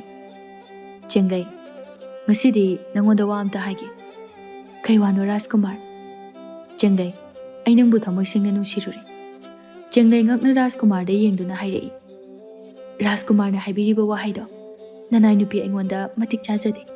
Matik chaba kanagi mafamda haibi. Wahaido haiduna jatke tawbaga Rajkumar pakhangchana khamlai. Matik chaba chadaba aigi famda thoidokti. ꯑꯩꯒꯤꯗꯤ ꯅꯪꯅ ꯌꯥꯔꯒ ꯂꯣꯏꯔꯦ ꯆꯦꯡꯂꯩ ꯔꯥꯖꯀꯨꯃꯥꯔꯅ ꯍꯥꯏꯔꯤꯕ ꯋꯥꯗꯨ ꯇꯥꯕꯤꯔꯝꯗ ꯈꯣꯡꯀꯥꯞ ꯌꯥꯡꯂꯞ ꯊꯥꯡꯗꯨꯅ ꯆꯠꯈꯤ ꯔꯥꯖꯀꯨꯃꯥꯔ ꯄꯥꯈꯪꯆꯥ ꯉꯁꯤꯗꯤ ꯆꯦꯡꯂꯩꯒꯤ ꯃꯇꯧꯗ ꯃꯄꯤ ꯈꯖꯤꯛ ꯆꯦꯟꯊꯔꯛꯏ ꯑꯗꯨꯕꯨ ꯃꯤꯅ ꯎꯈꯤꯅꯤ ꯃꯇꯥꯒꯨꯝ ꯁꯠ ꯇꯩꯊꯣꯛꯂꯝꯃꯤ ꯀꯥꯡꯕ ꯃꯥꯁꯨ ꯅꯨꯡꯉꯥꯏꯖꯔꯝꯗꯦ ꯔꯥꯖꯀꯨꯃꯥꯔꯒꯤ ꯃꯇꯧ ꯑꯗꯨꯗ ꯑꯁꯨꯝꯅ ꯑꯅꯤꯗꯨ ꯀꯣꯅꯨꯡꯗ ꯍꯜꯂꯛꯂꯝꯃꯤ ꯃꯈꯣꯏ ꯑꯅꯤꯅ ꯀꯣꯅꯨꯡ ꯃꯅꯨꯡꯗ ꯍꯦꯛ ꯆꯪꯕꯒ ꯔꯥꯖꯀꯨꯃꯥꯔꯤ ꯑꯍꯦꯟꯕꯤꯅ ꯈꯥꯝꯂꯛꯏ ꯔꯥꯖꯀꯨꯃꯥꯔ ꯑꯝꯇ ꯉꯥꯏꯕꯤꯈꯨꯑꯣ ꯀꯩ ꯍꯥꯏꯒꯦ ꯍꯥꯏꯕꯅꯣ ꯔꯥꯖꯀꯨꯃꯥꯔꯤ ꯑꯩꯁꯦ ꯔꯥꯖꯀꯨꯃꯥꯔꯗ ꯋꯥ ꯑꯃ ꯍꯥꯏꯅꯤꯡꯕꯅꯤ ꯍꯥꯏꯌꯨ ꯅꯪꯅ ꯍꯥꯏꯅꯤꯡꯕꯗꯣ ꯔꯥꯖꯀꯨꯃꯥꯔꯤ ꯅꯣꯛꯃꯤ ꯇꯧꯅ ꯔꯥꯖꯀꯨꯃꯥꯔ ꯑꯩ ꯅꯪꯕꯨ ꯊꯃꯣꯏ ꯁꯦꯡꯅ ꯅꯨꯡꯁꯤ ꯏꯕꯥꯅꯤ ꯂꯨꯍꯣꯡꯉꯁꯦ ꯔꯥꯖꯀꯨꯃꯥꯔ ꯄꯥꯈꯪꯆꯥ ꯔꯥꯖꯀꯨꯃꯥꯔꯤ ꯑꯍꯦꯟꯕꯤꯗ ꯌꯦꯡꯗꯨꯅ ꯍꯥꯏꯔꯛꯏ ꯔꯥꯖꯀꯨꯃꯥꯔꯤ ꯑꯩꯕꯨ ꯋꯥꯔꯧꯕꯤꯒꯅꯨ ꯑꯩꯅ ꯄꯥꯝꯖꯕ ꯀꯅꯥꯒꯨꯝꯕꯤ ꯑꯃ ꯂꯩꯔꯤ ꯔꯥꯖꯀꯨꯃꯥꯔꯅ ꯑꯁꯨꯝꯅ ꯍꯥꯏꯔꯛꯄ ꯑꯗꯨꯗ ꯏꯀꯥꯏ ꯅꯨꯡꯁꯤ ꯌꯥꯅꯔꯝꯃꯤ ꯑꯗꯨꯕꯨ ꯃꯥꯏꯊꯣꯡꯗꯗꯤ ꯃꯣꯃꯣꯟ ꯅꯣꯛꯅ ꯍꯪꯂꯛꯏ ꯔꯥꯖꯀꯨꯃꯥꯔ ꯃꯤꯁꯛꯇꯣ ꯀꯅꯥꯅꯣ ꯔꯥꯖꯀꯨꯃꯥꯔ ꯈꯣꯏꯒꯤ ꯂꯩꯕꯥꯛꯇꯒꯤꯔꯥ ꯅꯠꯇꯦ ꯔꯥꯖꯀꯨꯃꯥꯔꯤ ꯅꯈꯣꯏꯒꯤ ꯂꯩꯕꯥꯛ ꯑꯁꯤꯗꯒꯤꯅꯤ ꯔꯥꯖꯀꯨꯃꯥꯔꯤ ꯑꯍꯦꯟꯕꯤ ꯌꯥꯝ ꯈꯪꯅꯤꯡꯅ ꯀꯔꯤ ꯍꯥꯏꯕ ꯑꯩꯈꯣꯏꯒꯤ ꯂꯩꯕꯥꯛꯇꯒꯤꯅꯤ ꯍꯥꯏꯕ ꯃꯃꯤꯡ ꯀꯔꯤ ꯀꯧꯒꯦ ꯀꯥꯏꯋꯥꯏꯗꯒꯤꯅꯣ ꯔꯥꯖꯀꯨꯃꯥꯔꯤ ꯋꯥꯔꯧꯕꯤꯒꯅꯨ ꯃꯁꯤꯃꯗꯤ ꯂꯣꯠꯆꯔꯒꯦ ꯍꯣꯏ ꯀꯥꯏꯗꯦ ꯔꯥꯖꯀꯨꯃꯥꯔ ꯔꯥꯖꯀꯨꯃꯥꯔ ꯄꯥꯈꯪꯆꯥꯁꯨ ꯔꯥꯖꯀꯨꯃꯥꯔꯤ ꯑꯍꯦꯟꯕꯤꯗꯒꯤ ꯊꯩꯗꯣꯛꯇꯨꯅ ꯆꯠꯈꯤ ꯔꯥꯖꯀꯨꯃꯥꯔ ꯑꯗꯨ ꯆꯠꯈ꯭ꯔꯕꯗ ꯔꯥꯖꯀꯨꯃꯥꯔꯤ ꯑꯍꯦꯟꯕꯤ ꯁꯥꯎꯕꯅ ꯈꯝ ꯊꯦꯡꯂꯦ ꯃꯍꯥꯛꯄꯨ ꯔꯥꯖꯀꯨꯃꯥꯔ ꯑꯁꯤꯅ ꯃꯤꯔꯥꯏꯕꯤꯔꯛꯄ ꯑꯁꯤꯗꯗꯤ ꯔꯥꯖꯀꯨꯃꯥꯔꯅ ꯈꯣꯏꯗꯥꯖꯕ ꯅꯨꯄꯤꯗꯨ ꯁꯣꯏꯗꯅ ꯐꯪꯅꯕ ꯊꯤꯒꯦ ꯍꯥꯏꯅ ꯈꯟꯈ꯭ꯔꯦ ꯑꯁꯨꯝꯅ ꯁꯨꯝ ꯍꯧꯖꯤꯟꯈꯤꯕꯅ ꯊꯥꯕꯨꯝ ꯑꯃꯔꯣꯝꯁꯨ ꯍꯧꯖꯤꯟꯈꯤ ꯔꯥꯖꯀꯨꯃꯥꯔ ꯄꯥꯈꯪꯆꯥꯁꯨ ꯆꯦꯡꯂꯩꯒꯤ ꯃꯇꯨꯡ ꯏꯟꯅꯕ ꯂꯦꯞꯂꯝꯗꯦ ꯆꯦꯡꯂꯩꯁꯨ ꯔꯥꯖꯀꯨꯃꯥꯔ ꯑꯁꯤꯕꯨ ꯅꯨꯡꯁꯤꯕ ꯈꯖꯤꯛ ꯐꯥꯎꯔꯛꯂꯝꯃꯤ ꯁꯣꯝꯗꯁꯨ ꯔꯥꯖꯀꯨꯃꯥꯔꯤ ꯑꯍꯦꯟꯕꯤꯅ ꯔꯥꯖꯀꯨꯃꯥꯔꯅ ꯆꯠꯄ ꯈꯨꯗꯤꯡ ꯃꯤ ꯊꯥꯗꯣꯛꯇꯨꯅ ꯏꯟꯅꯍꯜꯂꯝꯃꯤ ꯃꯍꯥꯛꯁꯨ ꯔꯥꯖꯀꯨꯃꯥꯔ ꯑꯁꯤꯅ ꯈꯣꯏꯗꯥꯖꯔꯤꯕ ꯃꯤꯁꯛ ꯑꯗꯨ ꯀꯅꯥꯅꯣ ꯍꯥꯏꯕ ꯈꯪꯕ ꯉꯝꯂꯝꯃꯤ ꯔꯥꯖꯀꯨꯃꯥꯔ ꯄꯥꯈꯪꯆꯥ ꯑꯔꯣꯏꯕ ꯑꯣꯏꯅ ꯆꯦꯡꯂꯩꯗ ꯌꯦꯡꯗꯨꯅ ꯍꯥꯏꯔꯛꯏ ꯆꯦꯡꯂꯩ ꯅꯪ ꯑꯩꯕꯨ ꯅꯨꯡꯁꯤꯕ ꯁꯨꯛꯉꯝ ꯉꯝꯃꯔꯣꯏꯗ꯭ꯔꯥ ꯉꯝꯖꯔꯔꯣꯏ ꯔꯥꯖꯀꯨꯃꯥꯔ ꯅꯅꯥꯏꯕꯨ ꯉꯥꯛꯄꯤꯌꯨ ꯋꯥꯍꯩꯗꯨ ꯈꯛ ꯍꯥꯏꯔꯝꯗꯨꯅ ꯆꯠꯈꯤ ꯔꯥꯖꯀꯨꯃꯥꯔꯗ ꯍꯟꯅ ꯐꯥꯎ ꯌꯦꯡꯂꯝꯗ ꯔꯥꯖꯀꯨꯃꯥꯔ ꯄꯥꯈꯪꯆꯥꯁꯨ ꯆꯦꯡꯂꯩꯒꯤ ꯃꯇꯧ ꯑꯗꯨꯗ ꯏꯀꯥꯏꯕ ꯐꯥꯎꯔꯝꯃꯤ ꯑꯗꯨꯒ ꯆꯦꯡꯂꯩꯕꯨꯁꯨ ꯈꯖꯤꯛ ꯋꯥꯔꯧꯔꯝꯃꯤ ꯅꯨꯃꯤꯗꯥꯡ ꯑꯊꯦꯡꯕ ꯃꯤꯅ ꯇꯨꯝꯅ ꯍꯤꯞꯅꯕ ꯃꯇꯝꯅꯤ ꯂꯥꯟꯃꯤ ꯈꯔ ꯂꯥꯛꯇꯨꯅ ꯆꯦꯡꯂꯩꯕꯨ ꯐꯥꯗꯨꯅ ꯀꯣꯅꯨꯡ ꯇꯝꯅ ꯄꯨꯔꯛꯂꯝꯃꯤ ꯊꯕꯥꯃꯥꯗꯤ ꯃꯁꯥ ꯉꯝꯗꯕꯒ ꯀꯩꯒ ꯇꯨꯝꯊꯈꯤꯕ ꯃꯇꯝ ꯊꯣꯛꯄꯅ ꯃꯆꯥꯅꯨꯄꯤꯕꯨ ꯐꯥꯔꯒ ꯄꯨꯈꯤꯕ ꯎꯍꯧꯔꯝꯗꯦ ꯆꯦꯡꯂꯩꯕꯨ ꯑꯍꯥꯡꯕ ꯀꯥ ꯑꯃꯗ ꯃꯊꯟꯇ ꯐꯥꯖꯤꯟꯗꯨꯅ ꯊꯝꯂꯝꯃꯤ ꯔꯥꯖꯀꯨꯃꯥꯔꯤ ꯑꯍꯦꯟꯕꯤ ꯆꯦꯡꯂꯩꯅ ꯂꯩꯔꯤꯕ ꯀꯥ ꯑꯗꯨꯗ ꯆꯪꯂꯛꯂꯝꯃꯤ ꯃꯍꯥꯛꯅ ꯆꯪꯂꯛꯄꯗ ꯆꯦꯡꯂꯩꯗꯤ ꯃꯁꯥ ꯄꯨꯝꯕ ꯑꯗꯨ ꯇꯥꯁꯤꯟ ꯊꯛ ꯅꯤꯛꯇꯨꯅ ꯂꯩꯔꯤ ꯔꯥꯖꯀꯨꯃꯥꯔꯤ ꯑꯍꯦꯟꯕꯤ ꯆꯦꯡꯂꯩꯒꯤ ꯃꯁꯛ ꯃꯇꯧ ꯑꯗꯨ ꯎꯕꯗ ꯈꯣꯏꯔꯥꯡ ꯈꯣꯏꯁꯥꯎꯅꯔꯝꯃꯤ ꯑꯗꯨꯒ ꯆꯦꯡꯂꯩꯕꯨ ꯋꯥꯍꯪ ꯇꯧꯗꯨꯅ ꯐꯨꯔꯝꯃꯤ ꯆꯦꯡꯂꯩ ꯑꯅꯥꯕ ꯆꯩꯅꯥ ꯐꯥꯎꯗꯕ ꯃꯈꯩ ꯍꯥꯏꯔꯛꯏ ꯑꯩꯅ ꯀꯔꯤ ꯂꯥꯟꯈ꯭ꯔꯒꯦ ꯔꯥꯖꯀꯨꯃꯥꯔꯤꯅ ꯑꯩꯕꯨ ꯐꯥꯔꯤꯕꯁꯦ ꯔꯥꯖꯀꯨꯃꯥꯔꯤ ꯑꯍꯦꯟꯕꯤ ꯆꯦꯡꯂꯩꯒꯤ ꯃꯁꯝ ꯑꯗꯨ ꯆꯤꯡꯗꯨꯅ ꯍꯥꯏꯔꯛꯏ ꯅꯪꯒꯤ ꯅꯔꯥꯜ ꯍꯥꯏꯕꯕꯨ ꯔꯥꯖꯀꯨꯃꯥꯔ ꯄꯥꯈꯪꯆꯥꯅ ꯅꯪꯕꯨ ꯅꯨꯡꯁꯤꯕꯒꯤꯅꯦ ꯃꯁꯤꯗ ꯑꯩꯒꯤ ꯏꯔꯥꯜ ꯀꯔꯤꯅꯣ ꯔꯥꯖꯀꯨꯃꯥꯔꯤ ꯑꯍꯦꯟꯕꯤ ꯆꯦꯡꯂꯩꯗ ꯈꯨꯄꯥꯛꯅ ꯑꯃꯨꯛ ꯊꯥꯗꯨꯅ ꯍꯥꯏꯔꯛꯏ ꯔꯥꯖꯀꯨꯃꯥꯔꯅ ꯅꯪꯕꯨ ꯅꯨꯡꯁꯤꯕꯒꯤꯗꯃꯛ ꯑꯩꯕꯨ ꯃꯤꯔꯥꯏꯔꯤ ꯃꯁꯦ ꯅꯪꯒꯤ ꯑꯆꯧꯕ ꯅꯔꯥꯜꯅꯤ ꯏꯔꯥꯜ ꯂꯩꯇꯅ ꯏꯔꯥꯜ ꯄꯤꯁꯤꯜꯂꯒ ꯑꯩꯕꯨ ꯐꯥꯒꯅꯨ ꯑꯩ ꯆꯠꯀꯦ ꯏꯃꯥꯒꯤ ꯃꯅꯥꯛꯇ ꯆꯠꯀꯦ ꯅꯣꯏ ꯔꯥꯖꯀꯨꯃꯥꯔ ꯑꯗꯨ ꯑꯗꯥ ꯑꯩ ꯀꯔꯤꯝꯇ ꯈꯪꯗꯦ ꯑꯩꯒ ꯃꯔꯤ ꯂꯩꯅꯗꯤꯌꯦ ꯑꯁꯤ ꯍꯥꯏꯗꯨꯅ ꯆꯦꯟꯊꯣꯛꯈꯤꯒꯦ ꯇꯧꯔꯝꯃꯤ ꯃꯍꯥꯛꯅ ꯆꯦꯟꯊꯣꯛꯈꯤꯒꯦ ꯇꯧꯕꯒ ꯃꯅꯥꯏ ꯅꯨꯄꯤꯁꯤꯡ ꯑꯗꯨꯅ ꯆꯦꯡꯂꯩꯕꯨ ꯐꯥꯗꯨꯅ ꯊꯝꯂꯝꯃꯤ ꯔꯥꯖꯀꯨꯃꯥꯔꯤ ꯑꯍꯦꯟꯕꯤꯅ ꯃꯐꯝ ꯑꯁꯤꯗ ꯀꯨꯏꯅ ꯂꯩꯕ ꯌꯥꯗꯕꯅ ꯆꯦꯡꯂꯩꯕꯨ ꯆꯥꯎꯔꯕ ꯀꯥ ꯑꯗꯨꯒꯤ ꯊꯣꯡ ꯑꯗꯨ ꯆꯦꯠꯅ ꯂꯣꯟꯁꯤꯜꯂꯝꯂꯒ ꯃꯍꯥꯛꯁꯨ ꯆꯠꯈꯤ ꯁꯣꯝꯗꯅ ꯑꯌꯨꯛ ꯑꯉꯟꯕꯗꯨꯗ ꯊꯕꯥ ꯃꯆꯥꯕꯨ ꯂꯩꯔꯝꯗꯕꯗꯨꯗ ꯊꯤꯕ ꯌꯥꯕ ꯊꯤꯔꯝꯃꯤ ꯃꯍꯥꯛꯅ ꯊꯤꯔꯕꯁꯨ ꯐꯪꯕ ꯀꯧꯕ ꯂꯩꯇꯕ ꯑꯗꯨꯗ ꯃꯁꯥꯗꯨ ꯄꯥꯈꯠꯄꯅ ꯂꯩꯕ ꯌꯥꯔꯝꯗꯦ ꯀꯣꯅꯨꯡꯗꯁꯨ ꯑꯗꯨ ꯃꯉꯥꯏ ꯔꯥꯖꯀꯨꯃꯥꯔꯤ ꯑꯍꯦꯟꯕꯤꯒꯤ ꯃꯄꯣꯛ ꯅꯨꯃꯤꯠ ꯑꯗꯨ ꯍꯌꯦꯡꯅꯤ ꯍꯥꯏꯗꯨꯅ ꯀꯣꯏꯂꯥꯡ ꯂꯥꯡꯅꯔꯤ ꯆꯍꯤ ꯈꯨꯗꯤꯡꯒꯤ ꯑꯗꯨꯃꯛ ꯆꯥꯎꯅ ꯁꯤꯜꯂꯝꯃꯤ ꯍꯥꯏꯅ ꯅꯨꯃꯤꯗꯥꯡꯒꯤ ꯃꯇꯝꯁꯨ ꯑꯣꯏꯔꯛꯂꯝꯃꯤ ꯔꯥꯖꯀꯨꯃꯥꯔ ꯄꯥꯈꯪꯆꯥ ꯋꯥꯈꯜꯅ ꯋꯥꯕ ꯍꯦꯜꯂꯛꯇꯨꯅ ꯀꯣꯅꯨꯡꯒꯤ ꯑꯀꯣꯏꯕꯗꯨꯗ ꯆꯠꯄ ꯁꯥꯟꯅꯔꯝꯃꯤ ꯃꯍꯥꯛꯅ ꯆꯠꯂꯤꯉꯩ ꯇꯥꯟꯖꯥ ꯑꯗꯨꯗ ꯆꯦꯠꯅ ꯂꯣꯟꯁꯤꯟꯗꯨꯅ ꯀꯣꯅꯥ ꯄꯥꯟꯗꯨꯅ ꯂꯩꯔꯤꯕ ꯊꯣꯡ ꯑꯗꯨꯒꯤ ꯃꯅꯨꯡꯗꯒꯤ ꯅꯨꯄꯤ ꯑꯃꯒꯤ ꯈꯣꯟꯖꯦꯜꯅ ꯈꯪꯂꯧ ꯂꯧꯕꯒꯤ ꯃꯈꯣꯜ ꯇꯥꯔꯛꯏ ꯔꯥꯖꯀꯨꯃꯥꯔꯁꯨ ꯊꯣꯡ ꯑꯗꯨꯕꯨ ꯍꯥꯡꯇꯣꯛꯂꯗꯨꯅ ꯍꯥꯏꯔꯞ ꯃꯅꯨꯡꯗ ꯀꯅꯥ ꯂꯩ ꯍꯥꯏꯗꯨꯅ ꯌꯦꯡꯂꯝꯃꯤ ꯀꯅꯥꯁꯨ ꯂꯩꯇꯕ ꯑꯗꯨꯗ ꯃꯍꯥꯛꯁꯨ ꯃꯐꯝ ꯑꯗꯨ ꯊꯥꯗꯣꯛꯇꯨꯅ ꯂꯥꯛꯂꯝꯃꯤ ꯆꯦꯡꯂꯩ ꯀꯥꯆꯤꯟ ꯑꯃꯗ ꯇꯥꯁꯤꯟꯗꯨꯅ ꯂꯩꯔꯝꯕꯅꯤ ꯀꯥꯒꯤ ꯊꯣꯡ ꯑꯗꯨ ꯈꯪꯍꯧꯗꯅ ꯍꯥꯡꯂꯛꯄ ꯑꯗꯨꯗ ꯃꯍꯥꯛ ꯋꯥ ꯂꯥꯡꯉꯥꯡꯗ ꯉꯥꯏꯍꯥꯛ ꯇꯨꯃꯤꯟ ꯂꯩꯔꯝꯃꯤ ꯀꯥꯒꯤ ꯊꯣꯡ ꯑꯗꯨ ꯍꯥꯡꯇꯣꯛꯂꯝꯗꯨꯅ ꯃꯤ ꯑꯃ ꯆꯠꯈꯤꯕꯒꯤ ꯃꯈꯣꯜ ꯇꯥꯕ ꯑꯗꯨꯗ ꯃꯍꯥꯛꯁꯨ ꯅꯪꯍꯧꯔꯔꯣꯏ ꯃꯇꯥꯒꯨꯝꯅ ꯆꯦꯟꯊꯣꯔꯛꯂꯤ ꯃꯊꯪꯒꯤ ꯅꯨꯃꯤꯠꯅꯤ ꯔꯥꯖꯀꯨꯃꯥꯔꯤ ꯑꯍꯦꯟꯕꯤꯒꯤ ꯃꯄꯣꯛ ꯅꯨꯃꯤꯠꯅꯤ ꯍꯥꯏꯗꯨꯅ ꯀꯣꯅꯨꯡ ꯑꯗꯨ ꯂꯩꯇꯦꯡꯒꯤ ꯑꯣꯏꯕ ꯄꯣꯠꯁꯛ ꯀꯌꯥꯅ ꯃꯐꯝ ꯃꯐꯝ ꯈꯨꯗꯤꯡꯗ ꯁꯤꯟꯕ ꯊꯨꯡꯅ ꯁꯦꯝꯂꯝꯃꯤ꯫ ꯆꯥꯎꯈ꯭ꯔꯕ ꯀꯥ ꯑꯃꯒꯤ ꯃꯅꯨꯡꯗ ꯅꯤꯡꯊꯧ ꯃꯍꯥꯔꯥꯅꯤꯅ ꯆꯤꯡꯕ ꯀꯌꯥ ꯂꯣꯏꯅꯅ ꯀꯣꯅꯨꯡꯒꯤ ꯑꯆꯧ ꯑꯆꯧꯕ ꯐꯝ ꯄꯥꯏꯔꯤꯕ ꯀꯌꯥꯁꯨ ꯁꯨꯅ ꯇꯤꯜꯂꯤ꯫ ꯃꯅꯥꯏ ꯅꯨꯄꯤ ꯀꯌꯥꯅ ꯃꯈꯜ ꯃꯈꯜꯒꯤ ꯆꯥꯅꯅꯕꯁꯤꯡ ꯁꯦꯝ ꯁꯥꯗꯨꯅ ꯄꯨꯊꯣꯔꯛꯂꯝꯃꯤ꯫ ꯅꯤꯡꯊꯧ ꯃꯍꯥꯔꯥꯅꯤ ꯑꯅꯤꯅ ꯂꯨꯆꯤꯡꯗꯨꯅ ꯃꯆꯥꯒꯤ ꯃꯄꯣꯛ ꯅꯨꯃꯤꯠ ꯑꯁꯤꯗ ꯍꯔꯥꯎꯕ ꯐꯣꯡꯗꯣꯛꯂꯝꯃꯤ꯫ ꯅꯤꯡꯊꯧ ꯂꯥꯛꯄ ꯍꯔꯥꯎꯅ ꯍꯥꯏꯔꯛꯏ, "ꯃꯌꯥꯝ ꯍꯩ ꯃꯍꯤꯁꯦ ꯍꯥꯟꯅ ꯊꯛꯁꯤ꯫ ꯅꯤꯡꯊꯧꯅ ꯍꯥꯏꯕꯒꯤ ꯃꯇꯨꯡ ꯏꯟꯅ ꯍꯩ ꯃꯍꯤꯗꯨ ꯊꯛꯂꯝꯃꯤ꯫ ꯍꯩ ꯃꯍꯤꯗꯨ ꯊꯛꯄ ꯂꯣꯏꯔꯕ ꯃꯇꯨꯡꯗ ꯂꯥꯏꯕꯗꯨ ꯇꯨꯊꯈ꯭ꯔꯦ꯫ ꯂꯥꯏꯕꯅ ꯇꯨꯊꯔꯛꯄ ꯑꯁꯤꯗ ꯃꯌꯥꯝ ꯑꯗꯨ ꯂꯥꯏꯕꯒꯤ ꯃꯅꯥꯛꯇ ꯇꯝꯅ ꯆꯦꯟꯁꯤꯜꯂꯛꯂꯝꯃꯤ꯫ ꯔꯥꯖꯀꯨꯃꯥꯔꯤ ꯑꯍꯦꯟꯕꯤꯗꯤ ꯄꯥꯈꯠꯄꯅ ꯃꯁꯥꯗꯨ ꯊꯛ ꯊꯛ ꯅꯤꯛꯏ꯫ ꯅꯤꯡꯊꯧ ꯂꯥꯛꯄ ꯂꯥꯟꯃꯤ ꯑꯃꯗ ꯑꯣꯟꯁꯤꯟꯗꯨꯅ ꯍꯥꯏꯔꯝꯃꯤ, "ꯀꯅꯥ ꯀꯅꯥ ꯂꯩ? ꯃꯐꯝ ꯑꯁꯤꯗ ꯂꯩꯕ ꯑꯃꯥꯏꯕꯤ ꯑꯃꯥꯏꯕꯁꯤꯡ ꯑꯗꯨ ꯀꯧꯔꯛꯎ."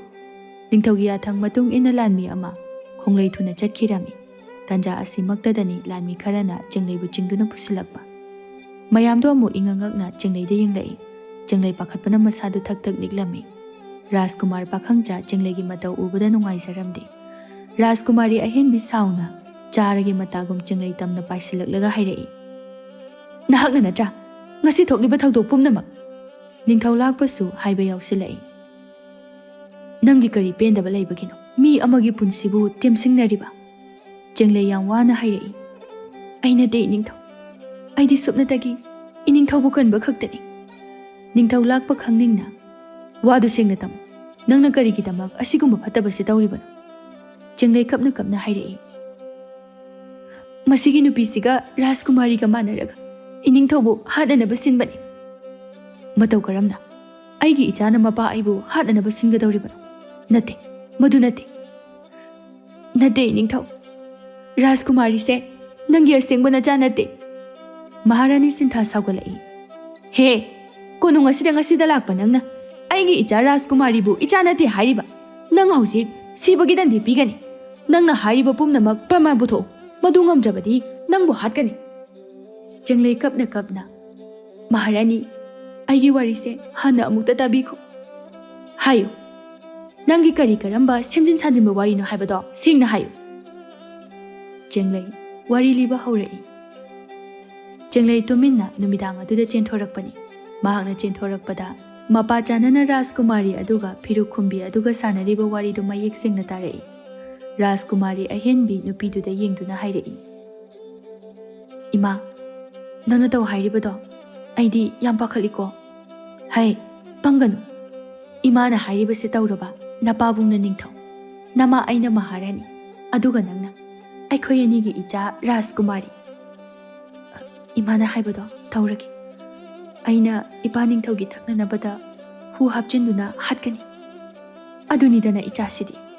ꯆꯦꯡꯂꯩ ꯁꯥꯟꯅꯔꯤꯕ ꯋꯥꯔꯤꯁꯤꯡꯗꯨ ꯇꯥꯕꯗ ꯇꯨ ꯆꯣꯡꯈꯤꯕ ꯈꯪꯍꯧꯗꯦ꯫ ꯑꯗꯨꯒ ꯑꯃꯨꯛꯇꯪ ꯑꯣꯏꯅ ꯐꯤꯔꯨꯛ ꯈꯨꯝꯕꯤ ꯅꯨꯄꯤ ꯑꯗꯨꯗ ꯌꯦꯡꯂꯛꯄꯗ ꯇꯥꯟ ꯆꯥꯅꯅ ꯅꯨꯡꯁꯤꯠꯀꯤ ꯁꯥꯍꯨꯝꯅ ꯈꯨꯝꯖꯤꯜꯂꯤꯕ ꯐꯤ ꯑꯗꯨ ꯈꯪꯍꯥꯡ ꯍꯥꯡꯗꯣꯔꯛꯂꯤ꯫ ꯆꯦꯡꯂꯩꯁꯨ ꯅꯨꯄꯤꯗꯨꯒꯤ ꯁꯛꯇꯝꯗꯨ ꯃꯌꯦꯛ ꯁꯦꯡꯅ ꯎꯔꯝꯃꯤ꯫ ꯆꯦꯡꯂꯩ ꯋꯥꯈꯜꯗ ꯅꯤꯡꯊꯧ ꯑꯁꯤꯕꯨꯗꯤ ꯀꯜꯂꯒꯦ ꯍꯥꯏꯗꯨꯅ ꯈꯜꯂꯝꯃꯤ, ꯑꯗꯨꯅ ꯃꯍꯥꯛꯁꯨ ꯀꯣꯅꯨꯡ ꯑꯗꯨꯒꯤ ꯃꯅꯨꯡꯗ ꯂꯩꯗꯨꯅ ꯅꯣꯡꯉꯥꯟꯕ ꯉꯥꯏꯈꯤꯕꯅꯤ꯫ ꯅꯣꯡꯉꯥꯜꯂꯕ ꯃꯇꯨꯡꯗ ꯃꯍꯥꯛꯅ ꯃꯃꯥꯏ ꯃꯃꯤꯠ ꯂꯣꯠꯇꯨꯅ ꯃꯊꯦꯜ ꯁꯤꯜ ꯂꯥꯡꯂꯤꯕ ꯃꯐꯝ ꯑꯗꯨꯗ ꯀꯣꯏꯁꯤꯟꯁꯤꯟꯅꯗꯨꯅ ꯂꯩꯔꯝꯃꯤ꯫ ꯑꯗꯨꯒ ꯉꯔꯥꯡ ꯎꯈꯤꯕ ꯐꯤꯔꯨꯛ ꯈꯨꯝꯈꯤꯕ ꯅꯨꯄꯤ ꯑꯗꯨꯁꯨ ꯃꯐꯝ ꯑꯗꯨꯗ ꯂꯥꯛꯇꯨꯅ ꯂꯩꯔꯝꯕ ꯑꯁꯤꯗ ꯉꯛꯄ ꯐꯥꯎꯔꯝꯃꯤ꯫ ꯃꯊꯦꯜ ꯂꯨꯀꯣꯏ ꯂꯥꯡꯂꯤꯕꯁꯤꯡꯒꯤ ꯃꯔꯛꯇꯒꯤ ꯑꯃꯅ ꯍꯩ ꯃꯍꯤ ꯁꯦꯝꯗꯨꯅ ꯊꯝꯂꯝꯂꯕꯗ ꯉꯥꯏꯔꯤꯕ ꯇꯥꯟꯖꯥ ꯑꯁꯤꯗ ꯃꯤꯁꯛ ꯑꯃꯅ ꯅꯤꯡꯊꯧꯒꯤꯅꯤ ꯍꯥꯏꯅ ꯊꯝꯂꯤꯕ ꯀꯣꯟ ꯑꯁꯤꯗ ꯀꯔꯤꯒꯨꯝꯕ ꯈꯔ ꯍꯥꯞꯆꯤꯟꯕꯗꯨ ꯎꯍꯧꯔꯝꯃꯤ꯫ ꯆꯦꯡꯂꯩ ꯃꯗꯨ ꯎꯕꯗ ꯃꯁꯥꯗꯨ ꯏꯄꯥ ꯄꯥꯈꯠꯂꯝꯃꯤ꯫ ꯑꯗꯨꯅ ꯃꯍꯥꯛꯁꯨ ꯅꯨꯄꯤ ꯑꯗꯨꯅ ꯊꯣꯛꯈꯤꯕꯗꯨ ꯉꯥꯏꯗꯨꯅ ꯂꯩꯔꯝꯃꯤ꯫ ꯅꯨꯄꯤꯗꯨꯁꯨ ꯉꯥꯏꯍꯥꯛ ꯂꯩꯔꯝꯂꯕ ꯃꯇꯨꯡꯗ ꯊꯣꯛꯈꯤꯕꯒ ꯆꯦꯡꯂꯩꯅ ꯆꯪꯗꯨꯅ ꯅꯤꯡꯊꯧꯒꯤ ꯍꯩ ꯃꯍꯤ ꯁꯦꯝꯂꯤꯕ ꯀꯣꯟ ꯑꯗꯨ ꯂꯥꯏꯕꯤꯒꯤ ꯀꯣꯟ ꯑꯗꯨꯒ ꯁꯤꯟꯗꯣꯛꯅꯔꯝꯃꯤ꯫ ꯋꯥꯔꯤꯗꯨ ꯂꯤꯕ ꯂꯣꯏꯔꯛꯄꯗ ꯆꯦꯡꯂꯩꯗꯨ ꯀꯞꯄꯒ ꯍꯥꯏꯔꯛꯏ, "ꯑꯩꯅ ꯇꯧꯕ ꯍꯥꯏꯕꯕꯨ ꯁꯤꯅꯤ, ꯑꯇꯩꯗꯤ ꯑꯩ ꯀꯩꯁꯨ ꯇꯧꯗꯤꯌꯦ." ꯅꯤꯡꯊꯧ ꯑꯃꯗꯤ ꯃꯍꯥꯔꯥꯅꯤ ꯋꯥꯔꯤꯗꯨ తాꯕꯗ ꯊꯥꯖꯕ ꯉꯝꯂꯝꯗꯦ꯫ ꯑꯗꯨꯒ ꯑꯃꯨꯛꯁꯨ ꯍꯥꯏꯔꯛꯏ, "ꯅꯪꯅ ꯍꯥꯏꯔꯤꯕ ꯋꯥꯁꯦ ꯀꯗꯥꯏ ꯐꯥꯎꯕ ꯆꯨꯝꯕ ꯋꯥꯅꯣ ꯍꯥꯏꯕ ꯑꯩ ꯈꯪꯗꯦ꯫ ꯑꯗꯨꯕꯨ ꯅꯪꯅ ꯀꯣꯅꯨꯡ ꯃꯅꯨꯡ ꯑꯁꯤꯗ ꯀꯩꯗꯧꯕ ꯂꯩꯔꯝꯂꯤꯕꯅꯣ?" "ꯃꯍꯥꯔꯥꯅꯤ, ꯑꯩꯕꯨ ꯅꯆꯥꯅꯨꯄꯤ ꯔꯥꯖꯀꯨꯃꯥꯔꯤ ꯑꯁꯤꯅ ꯐꯥꯗꯨꯅ ꯊꯝꯂꯝꯂꯤꯕꯅꯤ꯫ ꯅꯍꯥꯟꯒꯤ ꯑꯍꯤꯡ ꯑꯗꯨꯗ." ꯃꯍꯥꯔꯥꯅꯤ ꯁꯤꯟꯊꯥ ꯃꯆꯥꯅꯨꯄꯤꯗ ꯑꯣꯟꯁꯤꯜꯂꯛꯏ, "ꯆꯨꯝꯕ꯭ꯔꯥ ꯅꯨꯄꯤꯁꯤꯅ ꯍꯥꯏꯔꯤꯁꯦ?" ꯔꯥꯖꯀꯨꯃꯥꯔꯤ ꯑꯍꯦꯟꯕꯤ ꯏꯄꯥ ꯄꯥꯈꯠꯅ, ꯑꯩ ꯃꯥꯕꯨ ꯐꯥꯗꯦ, ꯑꯩ ꯈꯪꯗꯦ." ꯁꯤꯟꯊꯥ ꯃꯆꯥꯅꯨꯄꯤꯗ ꯑꯃꯨꯛꯇꯪ ꯑꯣꯏꯅ ꯃꯨꯟꯅ ꯌꯦꯡꯂꯝꯂꯕ ꯃꯇꯨꯡꯗ ꯂꯥꯟꯃꯤꯁꯤꯡ ꯑꯗꯨꯗ ꯑꯣꯟꯁꯤꯟꯗꯨꯅ ꯂꯥꯎꯔꯝꯃꯤ, "ꯀꯅꯥ ꯂꯩ? ꯃꯁꯤꯒꯤ ꯅꯨꯄꯤꯁꯦ mangaksam da thauri thuduna sana thongda yanduna thamu. Rajkumar pakhangcha pakhatna khuru-khuda kunduna phamduna makhut ani lonaduna hairai. Ima Maharani, masidati tawbiganu. Nanai aigi mai yengduna. Pakhatpana mapisu sintaraklabani. Chengleidi Rajkumar gi matawadu ubada masa khangda jinba khajik lingduna momonoglai. Maharani sintha hande amuksu hanjinna hairai. Noi kana lei. Masigi waraktabi nupise phajilo. Lanmi khara changsilakduna chengleibu phage tawrami. Tanja asida konungi thong aduda nupi amagi khonjelna laurai. Nakhoi kana matana aigi icha sokpa yaroi. Mayamadu amuk nupi duda yenglai. Thaba chensilakduna machabu chejet konsinduna hairami. Imagi bima nangai su tawdeko. Chenglei su kaplaga. Ima tawdiye. Thaba machabu konsilambadu thadokduna ningthau Maharani anida onsilakduna hairai. Iningthau nanaibu khangbiribra. Ningthau lakpa thabada yamna munna yengduna hairai. Nang amaibi thaba natabra. Thaba kapnok tawduna hairai. Iningthau nanaina thagachari. Haujik phauba aibu ningsingbirambagi. Thaba nupisi nahakina chara. Thaba mayamduda amuktang oina yengduna hairai. Natte mahak aigi icha natte. Chenglei ngakna mamada yengduna kaujarai. Ima ningthau lakpasu khangningna adudi hayo mahak ase kanan mahak ase atai kana su natte nahaki amata pukchabi nachanupi Rajkumari Chenglei ni Lairamba mayamdu thabagi wahai aduda ingangakna yenglami marak asida ningthau Maharani su amani khara amana murum sonna asumna hainarami Sasinaba Rajkumari oiramale phakreda ko asingba Rajkumari oiramdaba Sonariba singdu tabada Rajkumari ahenbi kaplaga Ima Baba makoina haribase aranba ngaktani ai nakhoi anigi na chani Maharani sintha khangningba amaga loinana hanglai karamna aigi icha oiribano hayu mayik singna hayu aduga Rajkumari ahenbi asina khanagi macha thaba nokfet tawna wari liraklami Maharani amadi Laibina mirolingai matam asida laibina thabada asumna hairami Thaba nahangna aigi icha asibu ningthau Maharani anina makhoigi machamakni khalhanduna Rajkumari haiba mingthol ase phanghanbi masibu tawraba aina nangi watanaba sana lupa selna chingba pigani ibema madubu hekta oithokpa yagadra karigi yadani numit amatada Nangna aikhoi anigi icha pokadabani aduga aigi icha se nangna tumin kana khanghanda aigi icha asibu Maharani gi maphamda sino aduga Maharani gi macha asibu nangna hatkera mapham kadai da langthokera nangi thokpa tawkhro aduga aigi angang asina kanba ngamdre haigadabani ibema laibi adubu ai makna karamna taw haibana thaba nangna madu tawdrabadi ai nangbu Laibak miyam asida khonggoinagani tawragana nangbu nungaina awat apa leitana lehengani laibina hairakiba pumnamak thabana tawki mahangna angang asibu hatke tawbaga angang asigi nungsiraba maithong ubada hatpangamdaduna thabana asukuibasi yoktuna lakpani thabana lirakliba waridu tabada Maharani sinthadi chenglegi manaktamna changsinduna jejet konsinduna kaplami chengledi kapasungamda asaba murti amagumna leiri Thauba mahaki nupibu kanbangam laroi hairakpada thamoi sokna mapi sintha kaptuna leirambani adubu thabana lirakliba waridu tabada masadu swai launa Rajkumari ahenbida yenglai ahenbi sauna kaplaga hairai Nakhoi mayam changaga aigi imabu su hatpa nakhoi amata lemna tharoye asi haiduna thang sori ma puthoraktuna ningthau lakpada thinge tawrami madu ubada mayam adusu kanna launarai iningthau Thauba ningthaubu inthokduna machana ilakliba thang adu magi mabuk chapchana thilhalami Rajkumari ahenbi masado thak nikladuna mapabu khaujarai Baba Thauba yam wana Rajkumari nang aibu hana nangi apokpa babani khangbra khangi ai loina khangi imana aibu piklingai dagi hauna wari loina aingonda liduna khanghalame ningthau Maharani ani du sungakpana kham thengle machani haiduna leiruba ahenbigi wahai du tabada ꯊꯧꯕ ꯃꯆꯥꯗ ꯅꯨꯡꯁꯤꯅ ꯌꯦꯡꯂꯝꯗꯨꯅ ꯇꯞꯅ ꯇꯞꯅ ꯇꯨꯊꯈꯤ꯫ ꯔꯥꯖꯀꯨꯃꯥꯔꯤ ꯑꯍꯦꯟꯕꯤ ꯃꯄꯥꯕꯨ ꯀꯧꯗꯨꯅ ꯀꯞꯂꯝꯃꯤ꯫ "ꯕꯥꯕꯥ, ꯁꯤ ꯍꯧꯒꯠꯂꯣ! ꯅꯆꯥ ꯂꯥꯜꯂꯦ ꯕꯥꯕꯥ, ꯍꯧꯒꯠꯂꯣ ꯁꯤ!" ꯅꯤꯡꯊꯧ ꯂꯥꯛꯄ ꯂꯥꯟꯃꯤꯁꯤꯡꯗꯨꯗ ꯑꯣꯟꯁꯤꯟꯗꯨꯅ ꯍꯥꯏꯔꯛꯏ꯫ "ꯅꯨꯄꯤ ꯑꯁꯦ ꯀꯩꯁꯨꯝꯁꯪꯗ ꯃꯄꯨꯟꯁꯤ ꯆꯨꯞꯄ ꯊꯝꯃꯨ." ꯂꯥꯟꯃꯤꯁꯤꯡ ꯑꯗꯨꯁꯨ ꯆꯪꯁꯤꯜꯂꯛꯇꯨꯅ ꯑꯍꯦꯟꯕꯤꯕꯨ ꯆꯤꯡꯗꯨꯅ ꯄꯨꯈꯤ꯫ ꯑꯍꯦꯟꯕꯤꯁꯨ ꯀꯟꯅ ꯃꯄꯥꯕꯨ ꯀꯧꯗꯨꯅ ꯆꯠꯈꯤ꯫ ꯑꯗꯨꯒ ꯊꯋꯥꯏ ꯌꯥꯎꯗ꯭ꯔꯕ ꯑꯁꯤꯕ ꯍꯛꯆꯥꯡ ꯑꯅꯤꯗꯨꯁꯨ ꯊꯥꯡꯇꯣꯛꯍꯟꯈꯤ꯫ ꯉꯥꯏꯍꯥꯛꯀꯤ ꯃꯇꯨꯡꯗꯅꯤ ꯅꯤꯡꯊꯧ ꯂꯥꯛꯄ ꯃꯆꯥꯒꯤ ꯃꯀꯣꯛꯇ ꯇꯞꯅ ꯇꯞꯅ ꯅꯥꯟꯊꯕꯤꯔꯛꯂꯝꯃꯤ꯫ "ꯏꯆꯥꯗꯤ ꯆꯥꯎꯕ ꯃꯄꯨꯡ ꯐꯔꯝꯃꯦꯗꯅ ꯁꯤꯗꯤ." ꯃꯄꯥꯒꯤ ꯋꯥꯍꯩ ꯇꯥꯕꯗ ꯆꯦꯡꯂꯩ ꯅꯣꯛꯐꯦꯠ ꯇꯧꯔꯛꯏ꯫ ꯔꯥꯖꯀꯨꯃꯥꯔ ꯄꯥꯈꯪꯆꯥꯁꯨ ꯇꯧꯅꯔꯤꯕ ꯃꯇꯧꯁꯤꯡꯗꯨ ꯎꯕꯗ ꯃꯥꯏꯊꯣꯡ ꯃꯀꯥ ꯂꯥꯝꯅ ꯂꯩꯔꯝꯃꯤ꯫ ꯃꯍꯥꯔꯥꯅꯤ ꯁꯤꯟꯊꯥ ꯃꯆꯥꯒꯤ ꯃꯃꯥꯏ ꯈꯨꯗꯤꯡ ꯁꯤꯟꯕ ꯊꯨꯡꯅ ꯄꯥꯏꯔꯝꯃꯤ꯫ "ꯏꯆꯥꯁꯦ ꯃꯁꯛ ꯃꯇꯧꯁꯨ ꯌꯥꯝ ꯐꯖꯔꯝꯃꯤ. ꯉꯁꯤꯗꯒꯤꯗꯤ ꯏꯃꯥꯒꯤ ꯅꯥꯛꯇꯒꯤ ꯆꯠꯈꯤꯕ ꯌꯥꯔꯔꯣꯏ." ꯑꯃꯨꯛꯁꯨ ꯃꯆꯥꯒꯤ ꯑꯁꯣꯛꯄꯗꯨꯗ ꯅꯥꯟꯗꯨꯅ, "ꯏꯆꯥꯕꯨ ꯌꯥꯝ ꯅꯥꯕ꯭ꯔꯅꯦ? ꯏꯃꯥ ꯍꯤꯗꯥꯛ ꯂꯧꯔꯨꯒꯦ." ꯑꯁꯤ ꯍꯥꯏꯗꯨꯅ ꯆꯠꯈꯤꯒꯦ ꯇꯧꯕꯒ ꯆꯦꯡꯂꯩꯅ ꯃꯃꯥꯕꯨ ꯈꯥꯝꯂꯛꯏ꯫ "ꯏꯃꯥ, ꯂꯧꯔꯨꯔꯅꯨꯋꯣ, ꯅꯆꯥ ꯀꯩꯁꯨ ꯅꯥꯗꯦ." ꯊꯕꯥꯁꯨ ꯃꯃꯥ ꯃꯆꯥꯒꯤ ꯃꯇꯧ ꯑꯗꯨꯗ ꯅꯨꯡꯁꯤꯅ ꯌꯦꯡꯂꯝꯃꯤ꯫ ꯆꯦꯡꯂꯩꯁꯨ ꯉꯁꯤꯗꯤ ꯃꯁꯥꯗꯨ ꯏꯄꯦꯟꯗ ꯄꯦꯟꯖꯕ ꯍꯥꯏꯕꯗꯨ ꯑꯣꯏꯔꯤ꯫ ꯆꯦꯡꯂꯩ ꯊꯕꯥꯒꯤ ꯃꯅꯥꯛꯇ ꯆꯪꯁꯤꯟꯗꯨꯅ ꯍꯥꯏꯔꯛꯏ꯫ "ꯏꯃꯥ, ꯅꯪꯁꯨ ꯁꯤꯗ ꯑꯗꯨꯝ ꯂꯩꯔꯁꯤ. ꯏꯃꯥꯅ ꯌꯥꯗ꯭ꯔꯒꯅ ꯅꯆꯥ ꯑꯩꯁꯨ ꯏꯃꯥꯒꯤ ꯇꯨꯡ ꯏꯟꯖꯔꯒꯦ." ꯑꯁꯤ ꯍꯥꯏꯗꯨꯅ ꯃꯄꯤ ꯈꯖꯤꯛꯁꯨ ꯁꯤꯟꯊꯔꯛꯏ꯫ ꯃꯍꯥꯔꯥꯅꯤ ꯁꯤꯟꯊꯥ ꯄꯥꯈꯠꯅ, "ꯕꯦꯝꯃ, ꯅꯪ ꯏꯃꯥꯕꯨ ꯊꯥꯗꯣꯛꯇꯨꯅ ꯆꯠꯈ꯭ꯔꯅꯨ." ꯑꯃꯨꯛꯁꯨ ꯊꯕꯥꯗ ꯑꯣꯟꯁꯤꯟꯗꯨꯅ, "ꯊꯕꯥ, ꯅꯪꯁꯨ ꯁꯤꯗ ꯂꯩꯇꯕ ꯌꯥꯔꯣꯏꯀꯣ. ꯅꯪꯅꯦ, ꯑꯩꯅꯦ, ꯏꯆꯥꯒ ꯑꯩꯈꯣꯏ ꯄꯨꯟꯅ ꯀꯣꯅꯨꯡ ꯑꯁꯤꯗ ꯂꯩꯁꯤ." "ꯃꯍꯥꯔꯥꯅꯤꯒꯤ ꯌꯥꯊꯪ, ꯅꯅꯥꯏ ꯑꯩꯅ ꯉꯥꯛꯅ ꯆꯠꯆꯒꯅꯤ."